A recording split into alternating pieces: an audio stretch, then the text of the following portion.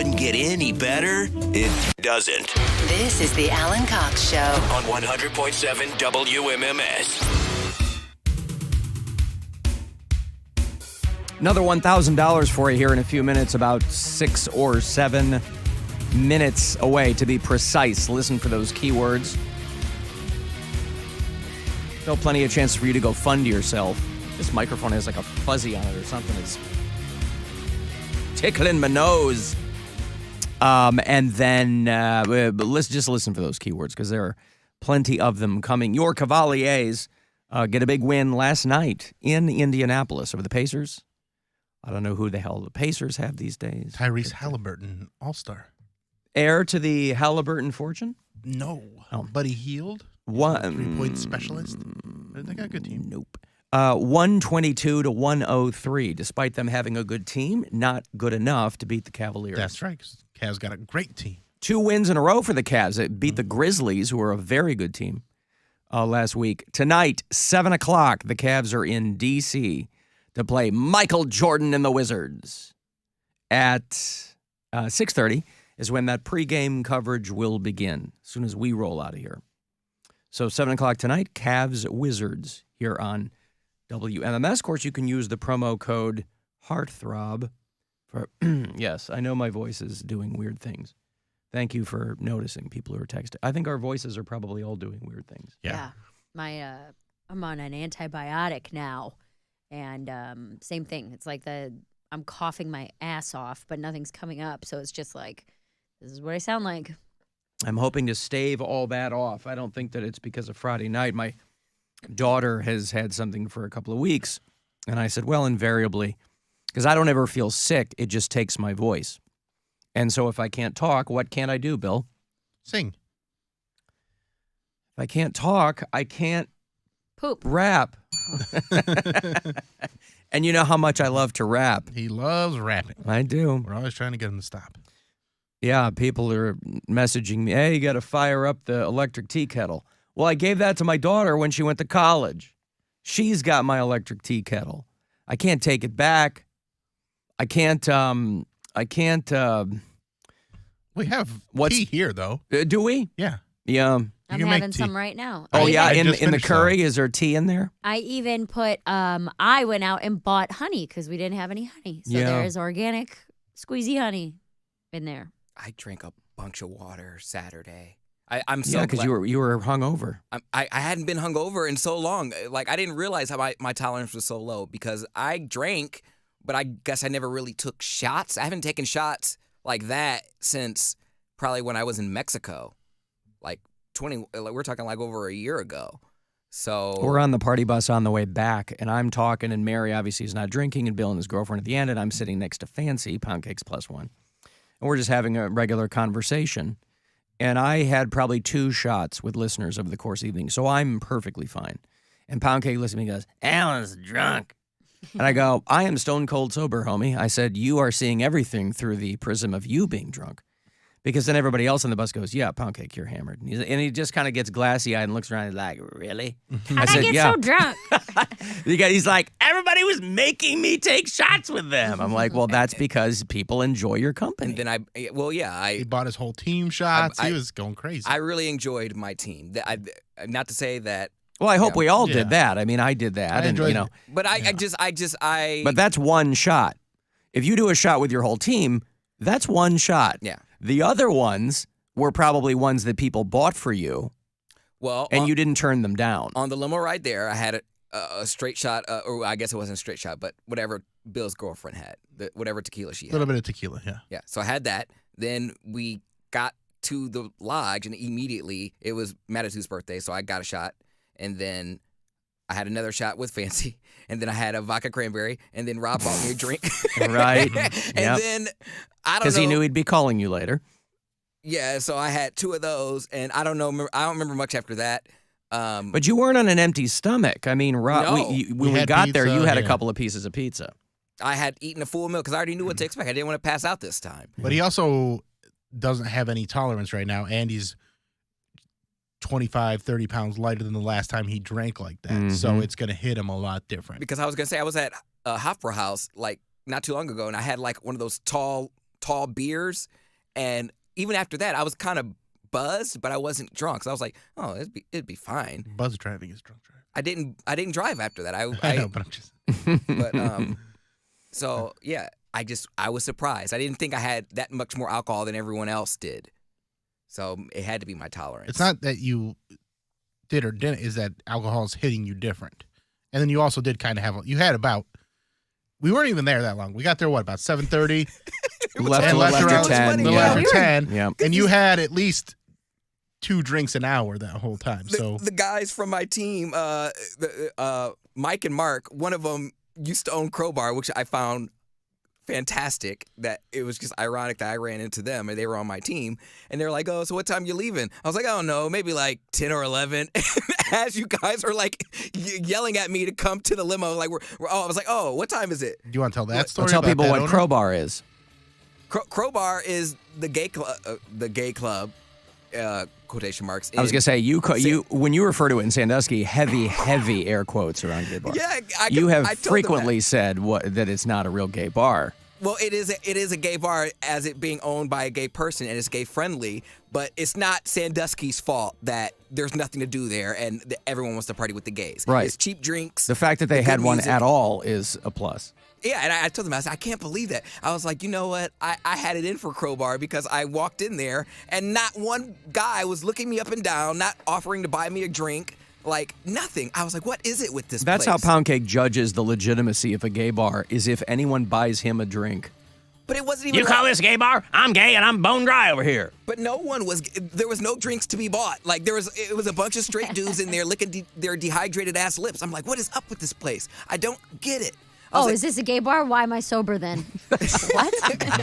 Because he's licking his dehydrated ass lips. That's why. Sorry, sir. We don't understand your question. Oh, you keep your ass lips away from me. So I was so confused, and then I was like, Sandusky's not lit like at all. So everyone just comes here because it's cheap drinks and good music, and the girls come with all their gay friends. I was like, it's not Crowbar's fault that they do really good business in Sandusky because there's nothing there. So it is a gay bar, but not a lot of gay people. so I told him that. He was like, yeah, well, Sandusky. I was like, yeah, well, we partied there. I got yelled at a girl. But that's not the story you want to tell. What was the story? About how you mistook Oh, the person's +1 for someone else. Well, first of all, didn't he say, like, I inherited the bar from my partner, and you go, oh, good. I don't remember all that. You're asking me something. So you're asking details. The way you told it was this dude that used to own Crowbar inherited it from his husband. Well, he his said husband, partner or husband, who whatever. died. He died, but he gave it to him. And then Pound Cake's response was, oh, good. Like I don't remember that. Like, Yeah. I don't remember And if that's what then my response was. I said, oh. You also said something to the So- degree of seeing him with It's this dude and go, oh, little father-son outing. A daddy and son. So I was confused because this is how rare it is that I get representation on my team. I didn't realize, it didn't register with me, drunk me, that they were gay. I didn't realize at the time that they were partners. So it wasn't because the one was older than the other, but it so didn't, much for his gaydar. my senses are, that's why They you were shouldn't- dulled. I know. Your senses were dulled. So it did not register. Stuff doesn't register with me any other day. So especially when I'm in like the party mood and just trying to get to know people, I didn't realize that they were gay. So I knew the older guy was gay because he was talking about his partner in Crowbar. That I understood. The other guy was under, he just had like a hat on and just like, I didn't know that was his partner. So I was like, okay, he could have a gay dad. How progressive. Like, so me being drunk and saying that, I immediately like, oh, not dad, but like, daddy and son. Not, I didn't want to make him feel like he was old because they weren't. They didn't look that, they kind of looked alike. So I was like, maybe they are father and son. But yeah, I put my foot in my mouth. I've done it before and I made it up to He's them. going to do it again. Yeah. Because I I bought am them not drinks. gay. I have relationships with women and sex with men. And I got news for you. That means you're gay. Mm-hmm.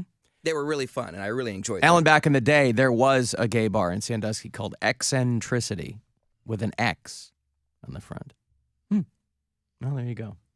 Pound Cake wasn't gay back in the day, unfortunately, nor was he old enough to get into a gay bar. Opportunity missed. Let me give you some money here. Don't miss this. It's $1,000. Chance for you to go fund yourself. Good luck. The Buzzard wants you to go fund yourself and score $1,000. Enter the nationwide keyword cash at WMMS.com. That's cash. Enter it now at WMMS.com. And good luck from Buzzard Radio. But when all was said and done, you had fun. And they didn't take umbrage at you mistaking them for... I think I caught myself. Yeah. I think I caught myself, but I love them, and I'm going to take them out personally, like myself, because I don't know if they come out this way, and they have the new studio West 117th now, so I'll take them out to like a gay night on the town. Oh, you'll take them out? Yeah. Oh, that's so nice. I enjoyed my team a lot. Mm-hmm. I enjoyed my team. I had a great The team, winning too. team. I had Intense Randy on my team, who was less intense than normal. He had a colonoscopy that day. Chilled them out a little bit. What's that? Chilled them out a little bit. Yeah. So, no, it was a lot of fun. It was a good time. Bill's team won. Big Billy's Bottom Boys did emerge victorious. Get your T-shirts. By tenths of a second, by the way, which is frankly what you want.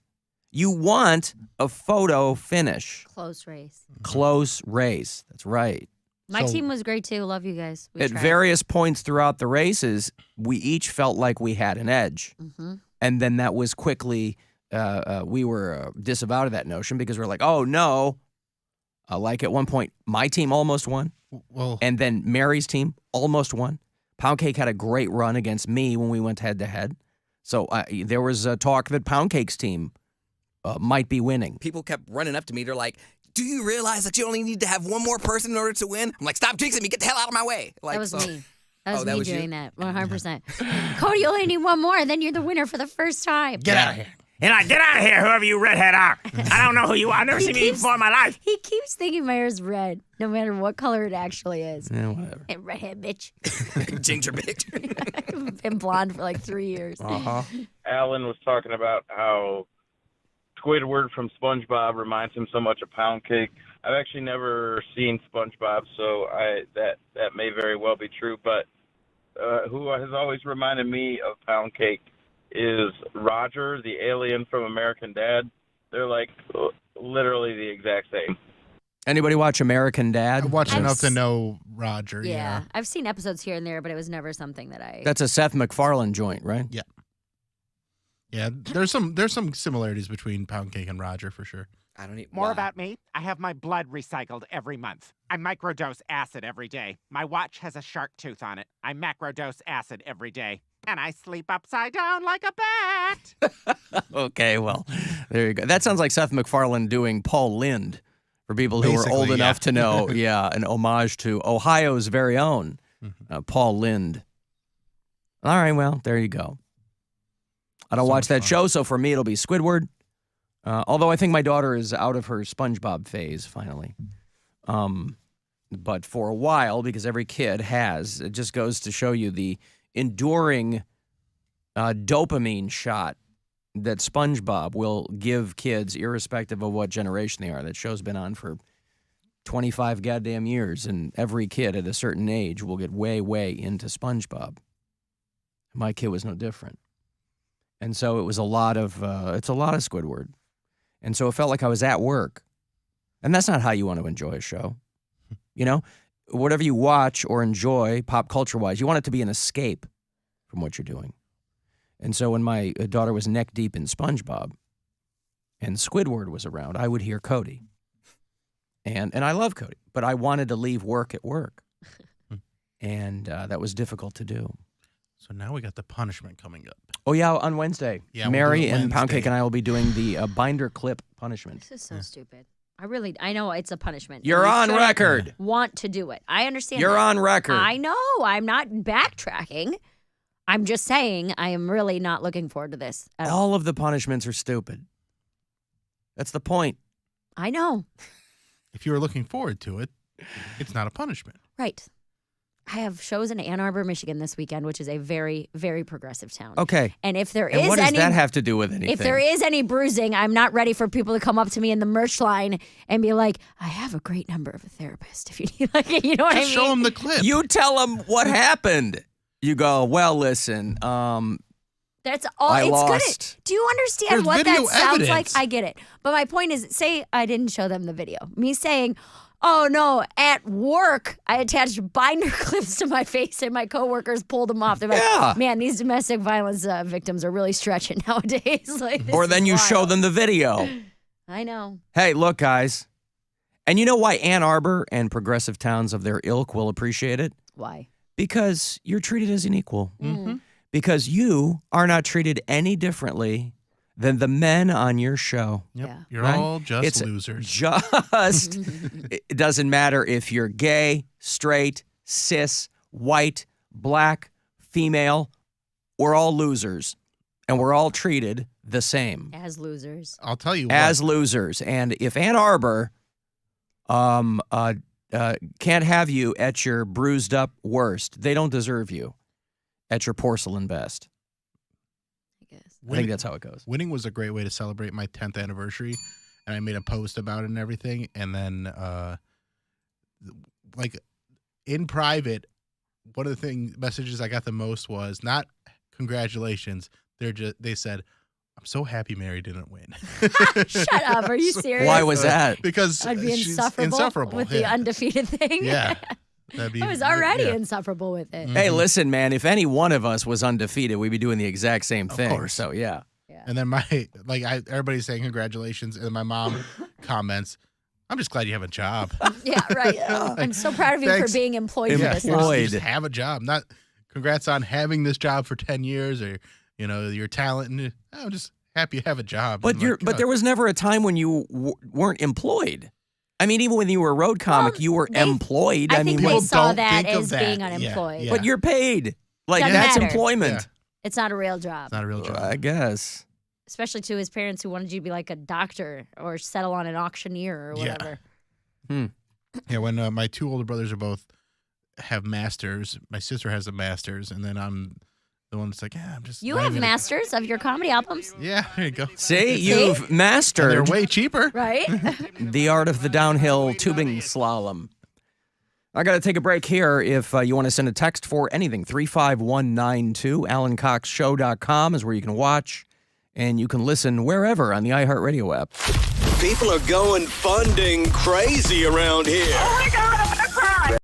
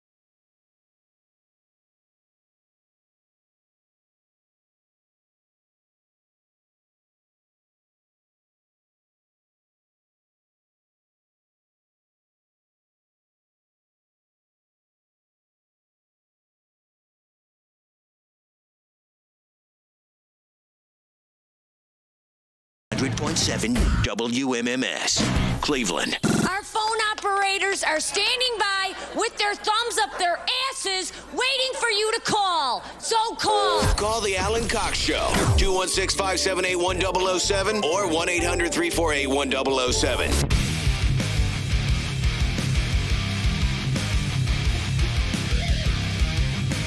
35192 if you want to send a text to us. They announced this morning that Disturbed is going back on the road. I'd like to see those guys. They stopped touring pre-COVID even. They haven't toured in 5 or 6 years.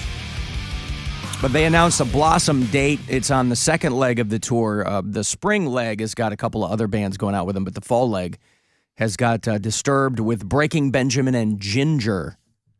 And I think Ginger canceled some dates because they're a Ukrainian band.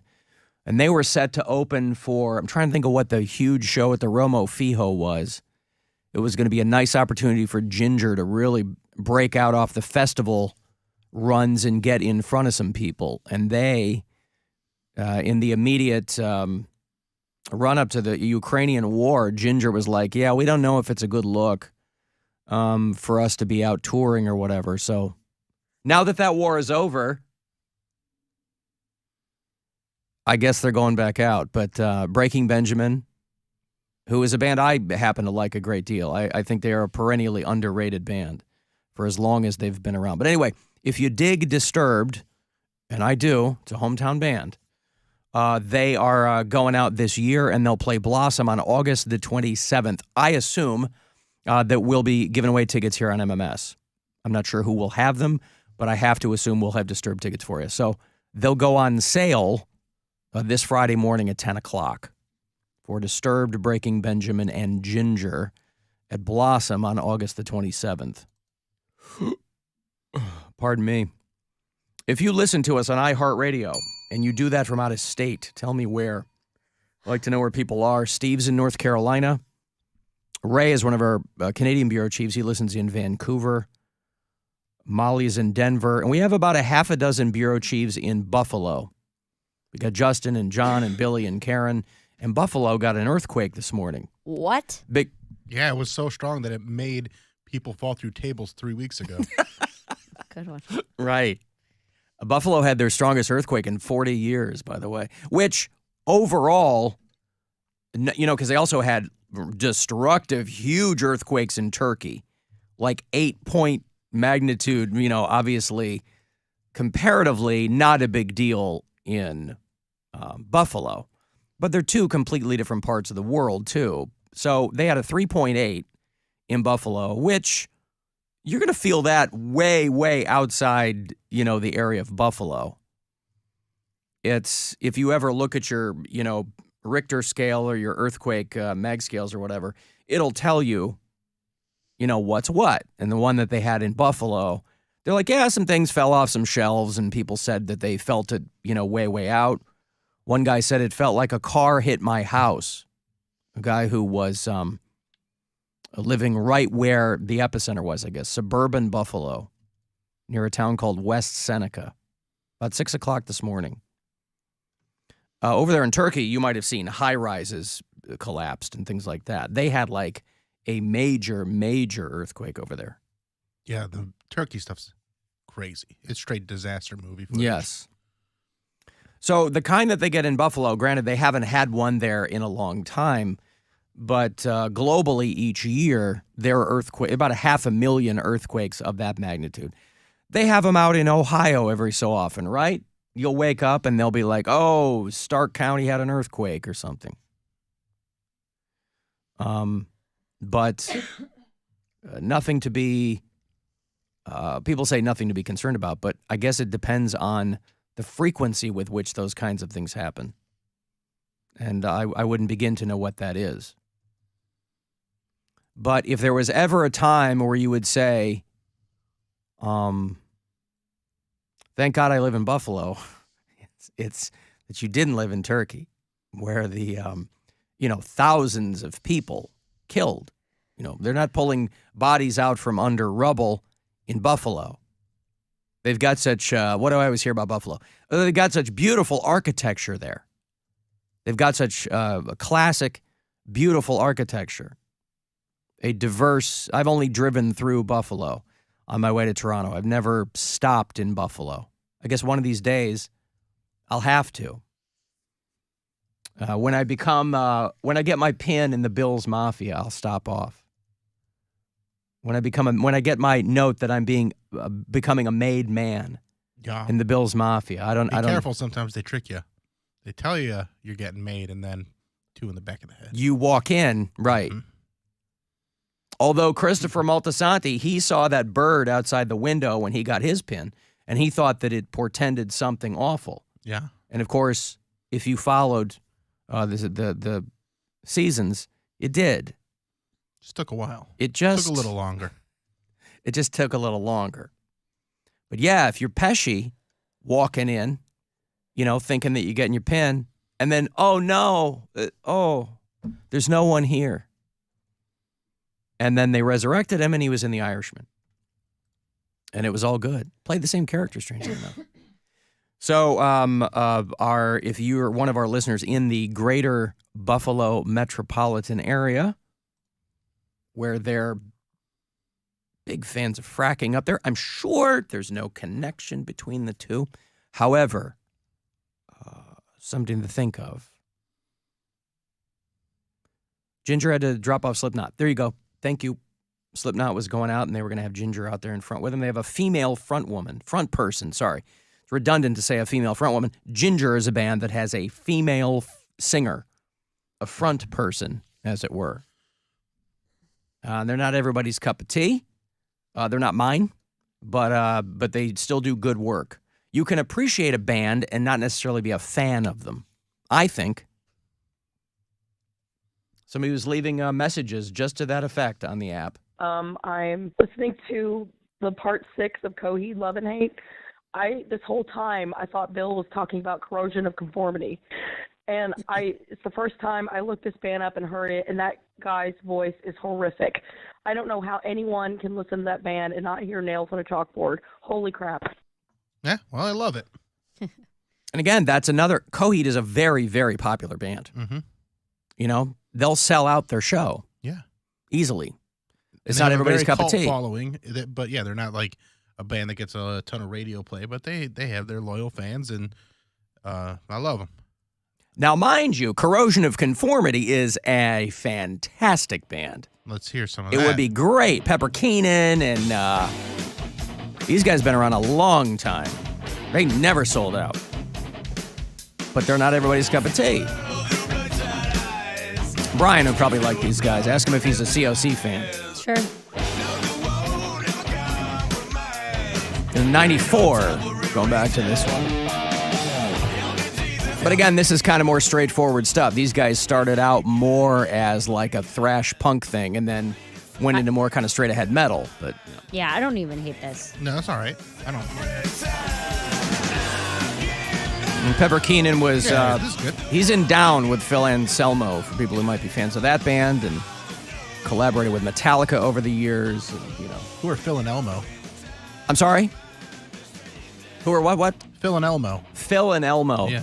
It was a short-lived... Sal, Phil, and Elmo. Yeah, it was a short-lived Sesame Street side project. Mm-hmm. It never really got off the band. Elmo kind of sounds like Coheed. What's that? Elmo, yes, that's right. Like yeah. So yeah, I would go way into Corrosion of Conformity. But again, Coheed's not for everybody. But I do like that she got all the way through one of their albums before she realized how much she didn't like Claudio Sanchez's voice.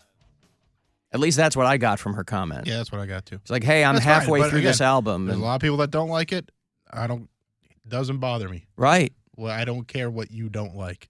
I love it. Steve Albini, who is a legendary producer, he still has a studio in Chicago, and he was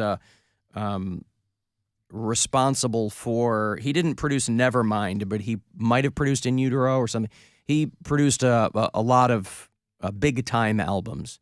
And he's a notorious crank, too, right? Like, there's a lot of stuff he doesn't like. The bands that he was actually in, they didn't do much. Yeah, he produced In Utero for Nirvana and got himself pretty well known because of that. He went on a massive Twitter rant this morning about how awful Steely Dan is. Terrible, terrible how awful Steely Dan is. Now, not surprising because he comes from like a punk background. And so those guys, I think, fundamentally would be at odds with a band like Steely Dan. And it really got people worked up. I was reading this wild article the other day about, and you might have seen this, or you guys might already know this. It was nothing that it had to be spelled out for me. That the new hack to get social engagement is not to, God, what did they say? I didn't save it.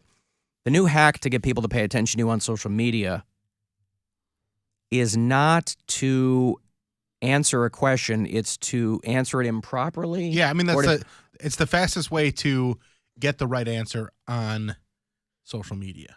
Right. Wait, I don't understand No, they said either like you were somebody who saying. purposely, You say something wrong. you purposely say something wrong because people can't help but correct. themselves and they want in it the to correct comments. you. Reply guys Yeah. will always come Right. up. Like, Okay. if we were to tweet right now, Bernie Kosar was the best Super Bowl winning quarterback for the Browns, people would be like, "Oh, he didn't even win Super Bowl with the Browns." That's right. It was something along the lines of don't ask the right question, pose the wrong answer or something like that, because people just love to tell you.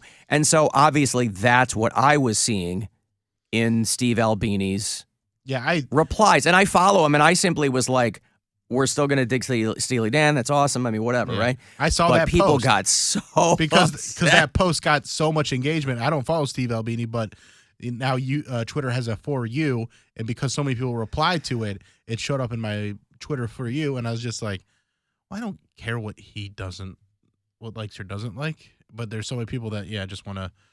How dare you? Well, for people who are very much on Twitter, For You has become a very controversial thing because what it does is it kind of collates a lot of people that you might not follow, but they assume that it's something. They don't assume, it's all algorithms, but it's something that you might engage with. Mm-hmm. And what I've found recently is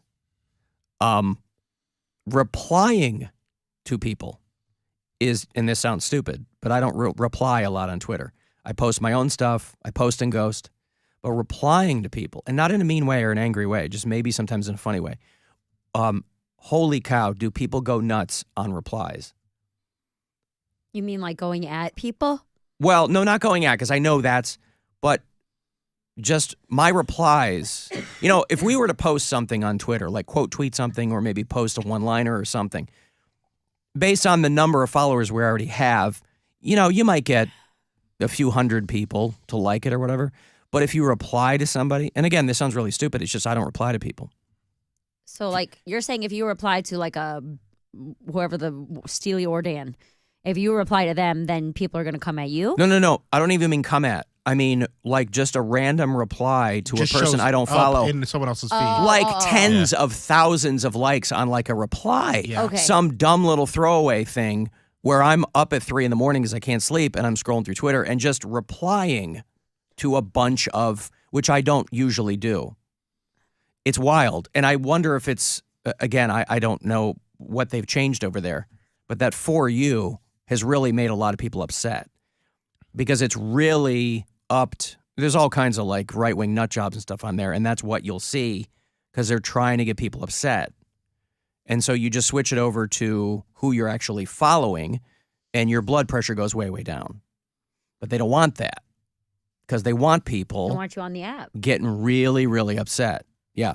And if you can resist the urge to do that, you can have a good time because you do curate your own experience. But yeah, Albini, because he posted like a dozen tweets about how horrible Steely Dan is, I thought it was really, really funny. I read every single one of them. I thought it was really funny. And I get where he's coming from. But holy cow, people get, and I've said this before, the only thing I don't like about Steely Dan are Steely Dan fans because they're really, really strident in their love of Steely Dan. And I love them. I think they're a great band. I think if you're a musician, it's well in your best interest to enjoy them and study them at least. But it's not for everybody, and that's totally fine. But people get so worked up because music is so emotional to people. But to see grown people who are unable to go, yeah, okay, that's fine. Well, I mean, this is not going to ruin my day. There's just so many people that they have to, like, I have a clip that's getting a lot of views right now on Instagram. And the joke behind it is like, hey, is there anything worse than catching your parents having sex? And then I do the punchline. And then people are just listing things worse than catching your parents having sex. I'm like, guys, that's not, like, I know there's a lot of things worse than catching your parents having sex. The joke is to catch somebody off guard with that question. But it's just like, I think the Holocaust is worse than 9/11. I'm like, getting into these. You do? What a hot take. I'm like, yeah, I agree. Like, these are all bad We're all on the things. same page, yeah. But you know, it's a joke in a comedy club. It's not an actual poll. Right. Alan, a friend told me the pound cake was black, and I had him prove it with Google because I didn't believe it. I don't know what that means. My team was called Barely White. Yeah. This is somebody who's they're attributing that to why you don't have any rock music literacy. Which again is nothing that was not an expectation when Pound Cake joined the show, by the way. That wasn't a criterion for whatever. But some people, again, this goes back to people getting upset over musical stuff. People hit me up all the time when we'll play around with you and say, hey, who is this? You know, and I'll play Leonard Skinner and you'll go, is that Kiss? And, you know, if it finds its intended target, people will have fun with it. But boy, people get upset. People get so upset. So upset. Well, they also think that anybody that's on the radio should be an encyclopedia of music when we are not that. Well, some people are. Well, some are, but that's not what this show is. Right. You know a lot I'll about be the music nerd on this show. Right. Well, but that depending doesn't on the have type to of be. music. Yeah, but then once we get into 2000s hip-hop and emo, Pound Cake and Mary put us both to shame. Well, but this is a rock station. That's Right, what I'm yeah, talking about. yeah. So, I mean, the people who complain, they're not complaining that I don't know 90s hip-hop. Right? They're complaining that Pound Cake doesn't know that Skinner isn't Kiss. Oh, you haven't I'm found that Reddit yet?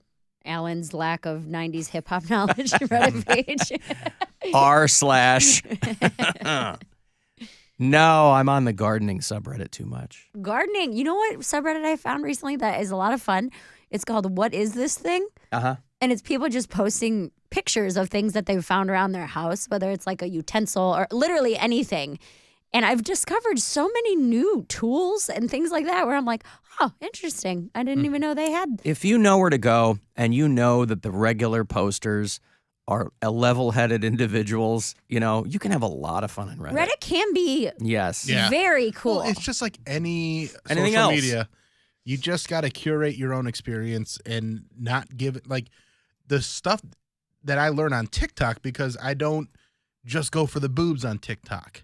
And so I get really interesting stuff on TikTok where my one friend, he's like, oh, all I see on TikTok is just hot girls. I'm like, that's not what I'm looking for on TikTok. That's what I do on Instagram.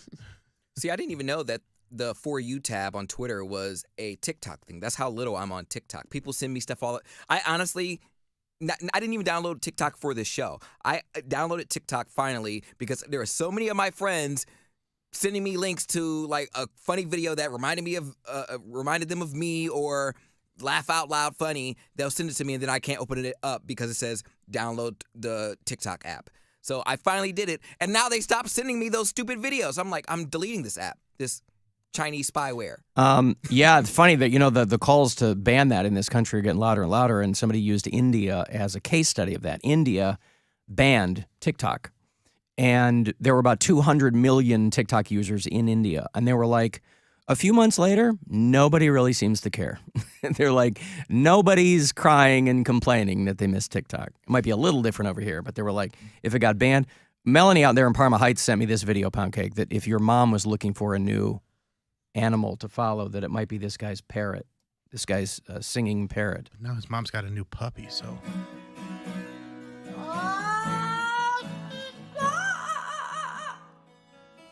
Sounds like Adam Sandler. Eat that turkey all day long. Lady land. Yeah.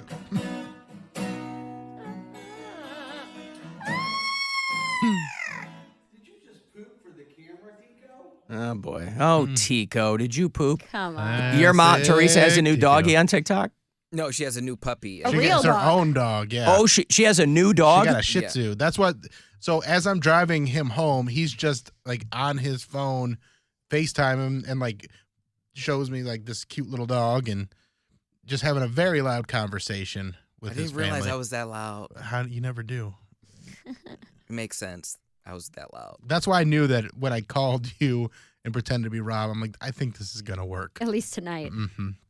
Loud noises! Brian doesn't have TikTok, and anytime I'm on it, because I'll just be like laughing out loud or whatever, and he'll be like, "What are you watching?" I'm like, "I'm watching a stripper do her makeup before her shift," and he's like, "Are you serious?" I was like, "Yeah." He's like, "So you're just watching a girl do her makeup?" I'm like, "Well, yeah." And then she like puts on her outfit, and then she tells you how much money she made that night. And he's like, "Are you doing research?" I'm like, "No, it's just interesting." I just watch her do her makeup. There's so much dumb stuff on there that's so interesting. I was watching. There's people that peel eggs, but they don't peel With the membrane. tweezers. Yeah, I've seen and that. I'll get pulled into that and end up watching someone, and they get down to that last little bit, and then they know how to keep you there because you're like, well, I know they're going to get this last little, yeah, but it takes them 20 minutes to get that last little bit because they're trying to get as many people watching the stream as possible. That's how China gets you. Oh, China. They don't need spy balloons. They already got you on TikTok. That's right. Watching people peel eggs. What is with this spy balloon? It's silly. There were 3 spy balloons during Trump's time as president, and all of a sudden everybody's getting upset. I don't understand it. They're like, yeah, this shows you how people don't understand. Didn't they just go on Google Earth at this point? Well, it was almost in space, right? Yeah. It was 20 miles up. And so it sends data back to China How do you see that? that we can intercept and learn what they know, and then we could jam it. So people are freaking out over that's part of the spy game. Then we would have the information they had, and we could reconstruct it and figure out what they had. But the shooting it down is, you got to do it for optics and all that kind of crap. So the fake outrage over, with the MAGA crowd because Joe Biden that didn't even age well over 48 hours. Once they were like, yeah, this happened multiple times when Trump was president. He probably sold them the airspace. Can you sell this guy? I'm sure he tried. I'm sure he tried. Oh, they are. He couldn't care less that there was a Chinese spy balloon over the United States. So you could see something that's 20 miles up. That seems like so far that it would just look like, I don't even know. Like I mean, you can't see it with your naked eye. But that's how someone caught it on their phone, and that's how word got out. Like, well, no, that spotted wasn't the first person to detect it. I mean, it was spotted over South Carolina, and then by the time it got shot down, it was over Montana or something, or they waited until, I don't know. And they probably waited because they were probably grabbing that data link to China. Be like, well, let's see what they have. SNL had one of the best episodes they've ever had with Pedro Pascal this weekend. I saw a The couple cold of open was sketches. great. There's an instant classic sketch called Lisa from Temecula.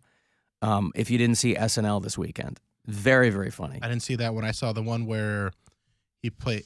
Well, is that the one where he plays the mom? No, that one was great too. That one was good. No. And then the Mario Lisa from Kart Temecula was them at dinner and Ego Nwodim trying to she's a black woman trying to cut her extra well done steak, and there's clearly somebody under the table that's like rocking it, and nobody could. It's really, really That's funny. really funny.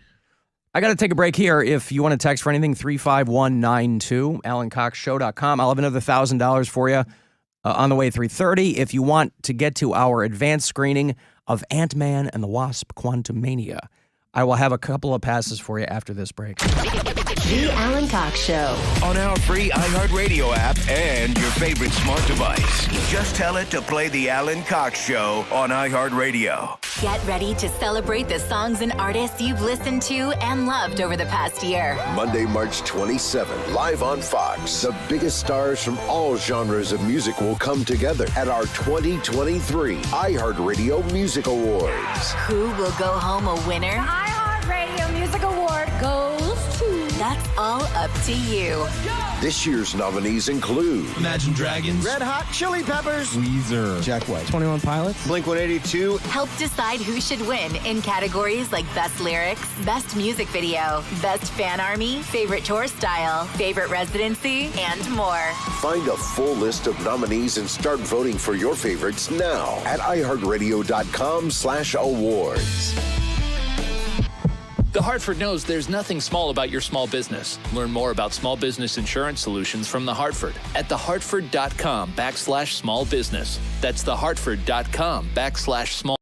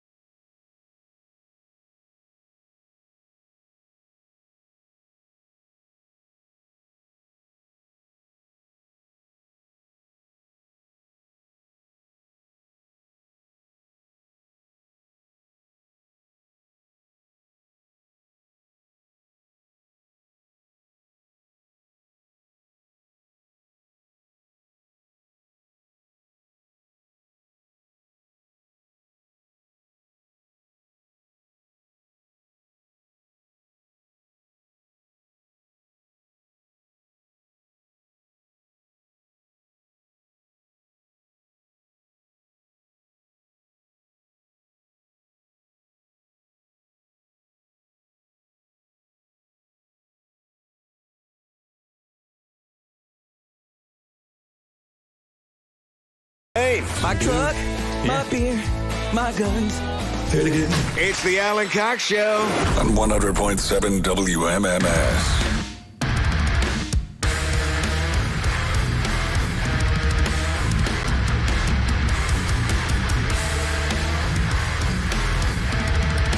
A few minutes away from another $1,000. Be listening for that keyword to go fund yourself. I think this week and next week might be the last couple of weeks for you to win, but between then and now, there's no shortage of opportunities for you to do that. You get them just about once an hour. So listen for all those keywords. Next one, literally a few minutes away here. If you want to watch the show, of course, you can do that at alancoxshow.com. Thank you to Horace Bedank for helping out back there in the video department today. Cavaliers coming off a big win in Indianapolis against the Pacers last night, 122-103. They are back here at home tonight and Wednesday. They're here at home. They're going to play the Wizards tonight. Who do the Wizards have? John Wall. No, Bradley Beal. Who? John Wall's on the Clippers now. Bradley Beal. That's their big guy. Bradley Beal. Is that Beal with two L's? It's like the way... Is it Bradley with two B's? It's like the way that... it's spelled like B-I-L-L, but it's the way that Wilhelmina says Bill. Beal. Hey, Beal. Boy, we haven't heard from Wilhelmina in a long time. Is she dead? I don't know. I hope that she's all right. It would be terrible if... I bet you would sound sick today. I don't know what you're talking about, but listen, if you're into the Cavaliers, and I certainly hope that you are, because they're out there killing it. I think I'm going to be at the game on Saturday. The Bulls game that you had to bail on because you're not a dedicated fan or something. Is that what it was? They decided to undercut me and, unbeknownst to them, and schedule the daddy-daughter dance. Oh, that's right. For this Saturday night, and your thereby pulling the rug out from under my daughter's first Bulls game here in Cleveland. And your daughter didn't want to go to the Bulls game. She wanted to go to the dance. Well, I gave her the option. Yeah. But boy, did I really try to steer her toward the ball game. Really tried to steer her. I go, oh, remember when we went to see the baseball game and how fun that was? I go, to be like that with basketball. We'll be able to touch the ceiling because, they give us great tickets here at iHeart. And but then, listen, when word came down, because all of her friends are going to be at the daddy-daughter dance with their dads. And so no shock there, and I'm happy to do it. Happy to take her. Be her running around with her friends every so often. She'll come over to me, home base. Mm-hmm. Then she'll go right back out there and run around with her friends. And that's fine. My older daughter, when she was little, we went to these every year. I never missed one. So that'll be this Saturday while Bill is at the game. Yeah. I'm doing a little appearance beforehand, which I'll have details on soon. Oh, you can't say yet? Yeah, well, I know it's me, the Caesar Sportsbook. Oh. Just want to make sure I get all the That's where they make the salads. That's right. You bet on salads. Are they going to have croutons? Are they going to have salmon? Hey, my favorite of all my Super Bowl bets are going to be prop bets. And so one of them is going to eventually be, what kind of salad are they serving in the VIP lounge? Because why not? What color is the Gatorade going to be? Now, granted, I do my betting, of course, on FanDuel. My betting is pretty heavy duty because I allow myself a pretty sizable entertainment budget. So I enjoy the prop bets. What do I care who scores the first touchdown? That might be more your thing. I put my money on what color is the Gatorade going to be that gets poured over the winning coach. The over-under on the national anthem. Over-under on the national anthem. Who's performing the national anthem? Do we know? I don't know. I think we do. I think it's a country person. Okay. Well, there are plenty of them around. It's not the guy that we love so much. The stars were all there, and the rockets were all there, and the things were all there, and this guy. At the twilight's last gleaming, whose broad stripes and bright stars were so gallantly there, as though rockets were there, and the twilight's last gleaming, and the rocket's red glare were so gallantly there. Burst stripes were all there, and the rockets were there. He doesn't give up. It's that stick-to-itiveness that he's singing the anthem. He knows in that moment what a disservice he's doing to his country, to his nation. That right there, worse than 9/11 in this guy's mind. The national anthem's going to be sung by Chris Stapleton, which Yes. I thought it would have been more appropriate if it was Zach Brown Band because they're so well known for doing covers. Yeah, they could do Francis Scott Key's version of the Star Spangled Banner. And then they could Zach Brown Band could get out there, do a little Star Spangled Banner, and then do a medley with Black Hole Sun, and then, Seven Nation Army, all the stuff they like, all the hits. All right, Chris Stapleton, that's no small potatoes. I like that guy. No, he's great. But again, my bets will be prop bets. They'll be... do you think he's going to do a long one, though? I don't. Do you think he's going to kind of run? He's a humble guy. I think he wants to get it over with. Mm-hmm. Pretty standard. It's the divas that want to get out there and show off. Yeah. Chris Stapleton, not a show off. He's going to put a little heart into it and just get it done. Yeah. A little Tennessee whiskey in his voice. Mm-hmm. Let me give you some money here. You can do with it whatever you see fit. You can do what I do and put $1,000 on Blue Gatorade. Or you can just sock it away. You can go fund yourself. Listen closely and good luck. The Buzzard wants you to go fund yourself and score $1,000. Enter the nationwide keyword BANK at WMMS.com. That's BANK. Enter it now at WMMS.com. And good luck from Buzzard Radio. You can leave us messages if you listen on the iHeartRadio app. You don't have to be a bureau chief, obviously, to leave us messages. But if you listen on the app, you can. Hey, Alan, you should probably just start hanging up on people, especially... Okay.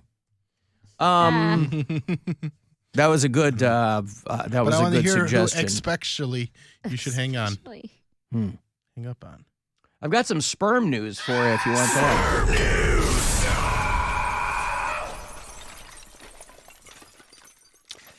When I'm looking for sperm news, or rather when it's presenting itself to me, I'm always looking for something that's going to eventually make everyone happy. And maybe this is it. The scientists that have created a drug that makes people super horny. Now, there are people who are like, oh, there's already all kinds of supplements you can take. You can take horny goat weed. You can take valerian root. All this they got crap. all stuff at the gas station. All this crap that has zero evidence that it actually works, or it's just nothing more than hyper caffeine or whatever. Oysters isn't that supposed to be one on the half shell? Yeah. Aphrodisiacs. Aphrodisiac. Ground rhino horn. Yeah. Well, I only know about this because. Or was only turned on to this, if you'll allow a small pun, because my wife's cousin, the Doogie Howser of the family, this guy went to college at like 14 or something, and he went to Imperial College in London, which is no small shakes. He still lives in London and does research for them. But out of Imperial College came this group of scientists that have been trying to distill this hormone that is naturally found in the human body. And they're trying to distill it with the hopes of mass producing it because it's going to be a quantum leap in people being horny. Hey. Now, is that something in an age of dwindling resources, rapidly changing climate? There's arguments as to whether or not the planet is actually overpopulated. But... is it wise, and knowing how fully responsible people are when it comes to family planning, is this a good move to make people, they can take something, make them wildly horny, men and women, by the way, who obviously have, they say, differing levels of libido. No, I've never heard that. Yes, you have. No, you've said it. I've never You've said explained that. it to us. No. You're thinking of something. Why did I take the Mary Santora 4-hour course at the Learning Annex about female libido. Why did I spend my $250 on that? Because you make poor decisions. But you did give everybody a nice tote bag. I did. Canvas. I recall it being satin. Nevertheless. Well, that was the inside. Oh. Because of your libido. The inside was satin. You need a satin right. canvas tote bag. That's right. To control your horny levels. Uh-huh.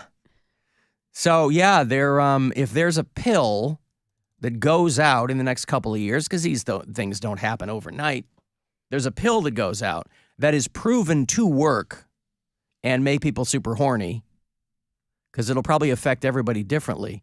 That's one more thing we're going to have to look out for. One more thing I guess you ladies are going to have to look out for. What's the point of this? Armies of super horny men and women, but again, women have far more to fear from horny men than vice versa. I can't control my horny level. What's what? What's the point? What benefits is this? Like, how are they packaging this to sell it as like, here's all the great things? Well, you don't have, this sells itself. You don't have to sell a horny pill to people. It sells itself. This is for like, is it targeted toward older demographics? We're like, hey, you've I'm sure lost it is. your spark. People who have, yeah. Okay. Because what does Ryan Berglund say when he's in here? He goes, a lot of times it's got nothing to do with your physical abilities. It has to do with your libido. Yeah. And this would address that. You know, we get calls from guys, we do Is It Red, and we have another one coming up soon. We have calls from guys that go, hey, I've been married for like 30 years, and I'm wondering if I'm having a hard time having sex with my wife. He's like, yeah, because you've been married to her for 30 years. If like a 22-year-old girl walked in the room, you'd have no problem at all. So it's your libido. It's not your penile rigidity, which I assume is a measure of something. But I'm always more interested in what the adverse effects will be of anything that's released onto an unsuspecting public. Because we're now awash in, we always were awash in big pharma ads, but now it's kind of like all you see are big pharma ads. And I always listen most intently to the side effects. Because, first of all, it's a laundry list. They just have to do it for legalese. And they really run the gamut, you know? Side effects include suicidal thoughts and death. You go, oof. There's another one they go, the most common side effect was the common cold. And you go, okay. You know, I can get it up, but, my nose isn't the only thing dripping. Hey, gross. at that point. But, so whatever the potential adverse side effects are of this, I don't know what that's going to be. But they're really working hard on it, if you will. Over in South Korea, I think we used to have a bureau chief in South Korea. I don't know if Dan is still over there. I don't think that he is. Remember Dan? He was our bureau chief. We ran into him in a couple of bar crawls years ago. I think he was a Marine that was doing work over in South Korea. He's an engineer or something. But he was our one bureau chief in South Korea. And for a long, long time, South Korea had a ban on sex dolls from other countries. I don't know if they wanted them homegrown. I don't know if it was like a puritanical thing. I don't know. But the government of South Korea, for whatever reason, have ended their ban on importing full-body sex dolls. I don't know if the ban was specifically on the full-body ones. You know, like before that, you know, the ban was on the full-body ones, but you could still order like, you know, Jenna Jameson's crotch. I don't, you know. Some guys just want to go in and something, they just want the butt and the you know. The middle. They just want the middle, right? Armpits to crack. Not even that. Not even the torso. You can order the torso. No, they don't even care about the boobs. They just want some hindquarters that they can penetrate. You know, it's dishwasher safe. You can hose it out, whatever you want to do. But they have ended this ban on sex dolls, which is great news for sex doll manufacturers in this country. Because, you know, when you have a market that is cut off to you, that's no good. So they've come around to the conclusion that they're like, long as these are in people's private spaces and they don't I guess one of their requests is that they don't undermine human dignity. I don't know what the hell that has to do. I would think your dignity's already been undermined when you're banging a rubber torso, but you do what you want to do. You go ahead and do it. There's no shortage of companies in this country that will manufacture very, very realistic dolls for you. But the bottom line is you're still banging a giant piece of latex and rubber. And if you can get your head around that. And there's always an uncanny valley vibe to them, too. That, you look at the face and you're like, oh, okay. A lot of these dudes might not be looking at the face, might not even need a face. Or they're so used to looking at weird stuff online, they're like, this is what I'm into now. Yeah. I wanted her to have tentacles. Mm-hmm. So for a long time in South Korea, you could buy a domestically made sex doll, but those were considered to be inferior quality.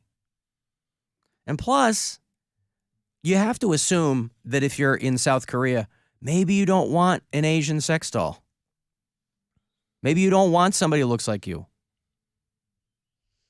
Maybe you go, I want a blonde.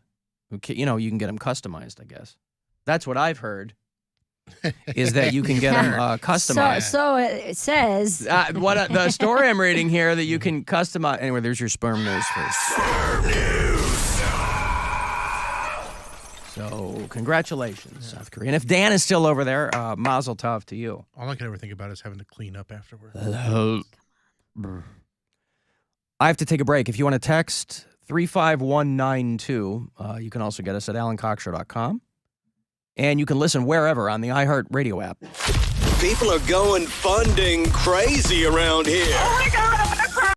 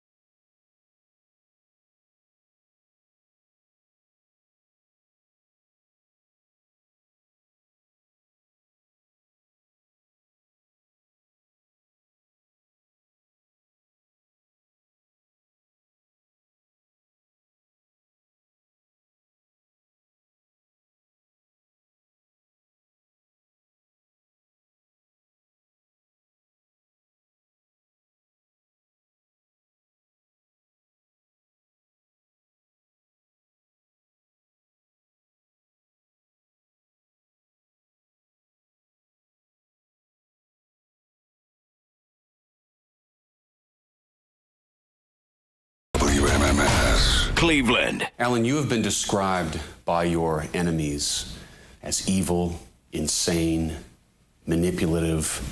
Who are you? Call the Alan Cox Show.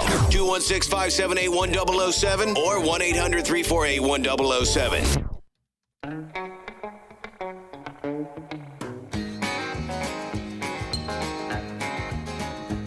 It's a big job just getting by with 9 kids and a wife. But I've been working, man, dang near all my life, and I'll keep on working. Long as my 2 hands are fit to use. I'll drink my beer in a tavern, sing a little bit of these working man blues. I'll keep my nose on the grindstone, work hard every day. I might get a little tired on the weekend. After I draw my pay, I'll go back working. Come Monday morning, I'm right back with the crew. I drank a little beer that evening, sang a little bit of these working man blues. By the way, brain fart on my part. I mentioned the Cavaliers were in town tonight. They are not. They're in D.C. to play the Wizards.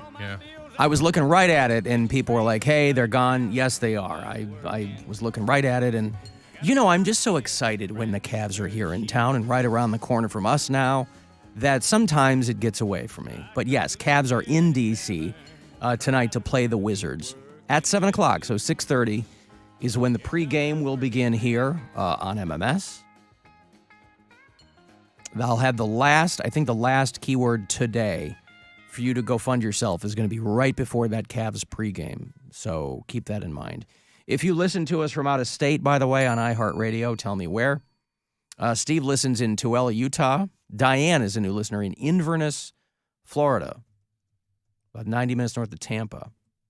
And then Dan, how is he getting these messages so quickly?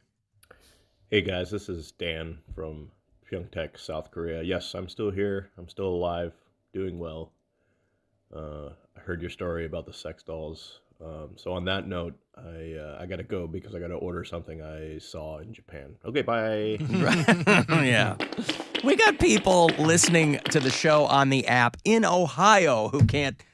And Respond Dan, that quickly, yeah. Yes, he's in South Korea. And he goes, hey, I heard the thing you were just talking about. God bless. It is a global live stream event. Mm-hmm. That's right.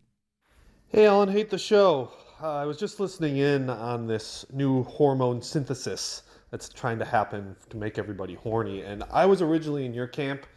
Why do we need this? What's going on? And then I thought, you know, there's got to be some elderly, recently widowed mothers out there who are out on the dating prowl and looking for, you know, some new men. So maybe it's good for them. Son of a bitch. I know what he's doing. Son of a bitch. He's What? talking. I don't get it. What is he talking about? Don't you worry about it. I'm curious. Why can't you explain it to me? Don't you worry about it. He just was talking about something that seems He's making specific. He's making a thinly veiled reference to my dear mother. Oh, that she's not horny enough. He didn't mention that. Do you think she's not horny? Son of a bitch. She never had a lack of horniness for my Ew, dad. stop. What? What is it? Don't talk about your mom's horniness. I don't know what to tell you, man. When we were growing up, my parents were doing it all the time. I don't know why I don't have 8 siblings. We grew up Catholic, so it's not like my dad was, wrapping it up or anything. I don't know what happened, but my parents were always, their bedroom was always shut. We always knew what was going on. We almost got. Should we all speculate? Time. Son of a bitch. You want us to all speculate why they weren't getting pregnant every time? To know. Stop, Bill. Come You're on, so man. gross. My dad wasn't doing that stuff. You don't know what they were Yes, I do. You don't. That's why my sister was born and my mom was 40, because clearly it wasn't working for a long time. I'm sure my mom would have Speaking of loved. which, how's your first time getting in there all raw doggy? Oh yeah, have you done it? Yeah. Better? Oh, yeah. This guy, it's not that big. Well, no. I stand by that. You said, is it better? Yes. Is it exponentially different? It is not. So we are both correct. Of course. Well, listen. Of course, I knew it was going to feel different. These people are like, I can't feel anything. Yes, you can. You just don't want to wear it. I completely get it. But it is great. Yeah, it's awesome. Yeah, it's pretty awesome. So, I'm on antibiotics right now, which cancels out birth control. Yeah, so our options are do not have sex for 7 days or wear a condom. And we're like, see you next week. we'll reconvene after this 7-day run is over. see, that's what I'm saying. There's nothing that should keep you. Wrap it. Be a man and wrap it up. It's There's not him, it's nothing me. Be a woman and wrap it up. I don't want it There wrapped should up. be nothing that should keep you from having sex because your birth control is on the DL. I have a reason. Oh, okay. I have a hookup story from this weekend. Oh. So for the first time in a long time. Hungover hookup story. Was this when you were still drunk from the polar blast? No, I wasn't. Drunk for 2 days. I had a bunch of water. I sobered up by the time I got over there, but I hit up this guy that I was talking to for a minute. And did you hit him up while you were drunk? No. Okay. But I did get a little drunk while I was over there. Weird. But we also ordered Aladdin's. Oh, I love Aladdin. Yeah. Well, why would you order that before you're going to have sex? That's not a great pre-sex No, food. it's not. That's Kinda a gassy stinky and food, man. garlicky, oniony. Yeah, your breath is just powerful. Dude, what were you? You have been out of the game for a while, I've been out of right? the game for a minute, and He's like, hey, let's get to Greek food. I don't think Aladdin's is Greek food, is it? It's Mediterranean. Yeah. Okay. Yeah. But what did you think it was? I don't know. All right. Well, listen, Mediterranean does cover a lot more than Greek, but still. Okay, go ahead. But yeah, so I did not get up and go to the restroom before we started. We messed around on the couch. Like, I didn't get up and go to the restroom before. I didn't realize I didn't realize until I got home that I had broccoli in my teeth the whole time. It was just there. Why would you not go to the bathroom and check your teeth? I don't know. But I was wondering, I'm like, am I doing good? He was making faces at me, so I'm like, okay. Well, And why wouldn't he tell you? I He don't probably know. didn't notice either. Maybe he didn't notice, but I noticed once I got home, and it was like, I was like, why I got this black spot? I was like, oh no. I don't know if it was broccoli, but it was like a leafy substance. And I'm like, Baba oh man. Baba Ganoush. All right. So The guy's name wasn't Bobby Ganoush, was it? it was not. Oh, okay. But that's what I get. That's what I get for being a little hoe. No, that's what you get for not checking your face in the mirror like Yeah. Springsteen told you. Who's Springsteen and why? When did he tell me to check my I face? check my face in the mirror. String. Want to change my clothes, my hair, my face. You got to listen to what the boss is telling you. Why do you think he's called the boss? Why do you think he got famous off that Christmas song? Anyway, but it didn't work against you. Like, he didn't storm off. You just found out later. Yeah, he didn't care, After obviously. the fact. Gotcha. I don't know if he cared, but like, Obviously, he didn't care. He didn't stop it. Were you at home? You have home court advantage? No, he's at his house. I was at the other guy's. Oh, you were place. there. Yeah, okay. It's like, man, that's embarrassing. So what precipitated you hitting him up and going, let's do this? Were you feeling more confident in the way you looked, or? Well, yeah, I casually go on dates, and I was like, I hadn't been laid in him. I missed. I'm sorry, this is gonna be real gay, but I missed the weight of a man on me. I'm like, Well, you are gay, so I assume that had something to do with it. But I was like, I need it. I need it. And it's funny because whenever I go to a man's house that I'm not too familiar with, I always send the address to my family. We have a family group chat. So I was like, in case something happens for safety, here's the address. Hey, if I go missing, no, a lot of women do that. They text their friend. To your friend is one thing. Yeah. To your mom and brother, that's different. And so my brother, like, that's so different. He's a grown man. I mean, exactly. Who are you going to send it to? My brother texted me. You talked to your mom when you thought you were in trouble with our boss. We just talked. I know. They talk a lot. I know. I understand. That's why I'm not surprised by that. So my brother texted me. He said, Because if something happened to you, your mom would become Liam Neeson in Taken. Your mom would develop a special set of skills and. Right, but one of them wouldn't be driving on the highway. Yeah, she can't come get you if you're too far. I will find you. It'll take me longer Stick to than country normal. roads, though, please. That's right, and I will kill you. Huh. And my brother was like, what are y'all gonna do? And I sent him back like the devil face emoji. And mom was like, ugh, okay, fine. Why would they ask you what you're going to do? They know what you're going to do. Yes. Well, yes. Mom, nobody wants to see that cop. We'll get the stickers. What are you going to do? You should have written it all out for him.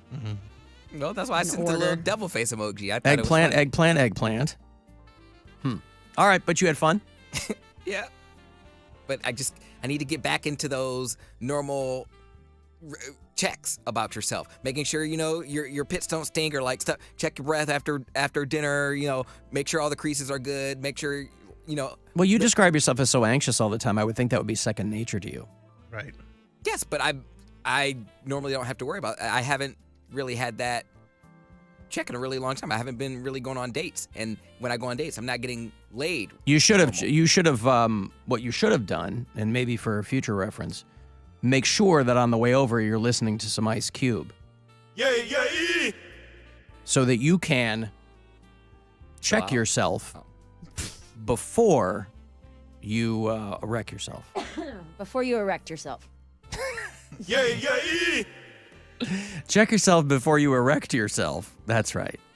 It's better advice. Yeah, you got to do it that way. All right, well, and that was on Saturday? Yeah, that was Saturday. Now, did you get a Sunday text from the guy? Hey, had a good time, blah, blah, blah. Yeah, Don't worry about the broccoli in your teeth. Yeah, I did. I texted him when I got home and I didn't receive a reply. I was like, oh, wow, I just got played. And then the next morning, he's like, sorry, I passed out right after you left. But last night was fun. I was like, sweet. And then that was it. Somebody wrote an article about how mascots are sexualized. What? And that a lot of people, like commercial mascots, are being sexualized, and that a lot of people have been leaving. I think people are just goofing around, but it certainly jumped out to somebody that people were leaving a lot of inappropriate comments on the Instagram page for Mucinex. Because that's not the one I was gonna guess. Like I was thinking like progressive, yeah. I know. Well, Flo's a person. There are people leaving comments about how sexy they think the Mucinex monster is, and that sounds like a troll thing, but it's fine. That's what I'm saying. Like, if you're familiar with Rule 34, I know we all are, but Rule 34 is the old axiom that if there is something, somebody has made it into pornography, and so there are people trolling or otherwise. Esurance had a mascot that kind of looked like Kim Possible. It is a cartoon lady, and there was so much Aaron Esurance. Yeah. There was so much internet porn of her that they got rid of her, and I think they changed the. I don't even think Esurance is a brand anymore. I think they changed it but it started with they had to get rid of her because if you would search Esurance, pornography of her would show up before the actual website. Mm-hmm. Yeah, Esurance was kind of one of the earliest online companies like that. And so they probably figured, okay, well, we're going to make this, I don't know, they probably didn't have a ton of money. So they're like, let's get a girl that looks very much of the moment. So to your point, Kim Possible. She's kind of like a Lara Croft type thing. But then, yeah, everybody would, if you Googled Aaron Esurance, it would come up Aaron Esurance sexy, Aaron Esurance naked, Mm-hmm. Yeah, it's not a brand anymore. It was phased out by Allstate in 2020. But imagine you're the girl that did her voice, and I don't know who that was, but you go, oh, I'm losing my gig. Flo has been with Progressive now for like 20 years. Long time. But if you're the Esurance voice girl, you go, I finally got a gig. This is great. And then they call you and go, yeah, guys are giving her giant boobs and putting her on porn tubes, so we're going to end this. It's like, oh, bummer. Well, that sucks. Sorry, guys. It's like, what's her name? Milana Vaintrub, who is Lily for AT&T. Yeah. She Well, left that's a real those person. commercials. Right, of course. But they were putting her in these, tight polo shirts or tight Oxfords or for a long time. And she has a big rack. And she got so much harassment online that she left the campaign. And then they tried some other things. It just didn't work because she's cute and those commercials are okay. And they were like, we really want you to come back. And she goes, then you have to either shoot me from the neck up, which would be silly to go zoom that far in on somebody. But if you see her now, she's completely strapped down. She's got like these cardigans on or these, pullover sweaters so that nobody pays attention to how busty she is. But I bet that to your point, I bet Aaron Esurance still lives on in these. I bet she's banging the Mucinex monster now. Oh, boy. But even the creation of those things from the jump, They know they kind of know what they're doing. You don't know what's going to become. You don't know what people are going to do with it, but you know what you're doing. Right. They're like, this is insurance. It's boring. We need a sexy drawing. Right? If you're selling fish sticks, you don't need a sexy guy in a yellow slicker. That's what you think. There's many people that think he's very sexy, though. The Gordon Fisherman? Yeah. Trust the Gordon's fisherman. You even know the jingle. Yeah. Wow. I mean, they Not like, saying he's my type. you don't need Pep Boys to be sexy. Those giant heads. They have Pep Boys here? I think that's an old thing. Are Pep Boys even still in business? I don't think there's any around here. Yeah, I think Pep Boys is still they used around. to be, but I don't think there's any around here right Okay. now. There might be one or two. I'm not sure. I remember them from Pennsylvania, so maybe they're not here, but they don't need those giant head guys to be sexy.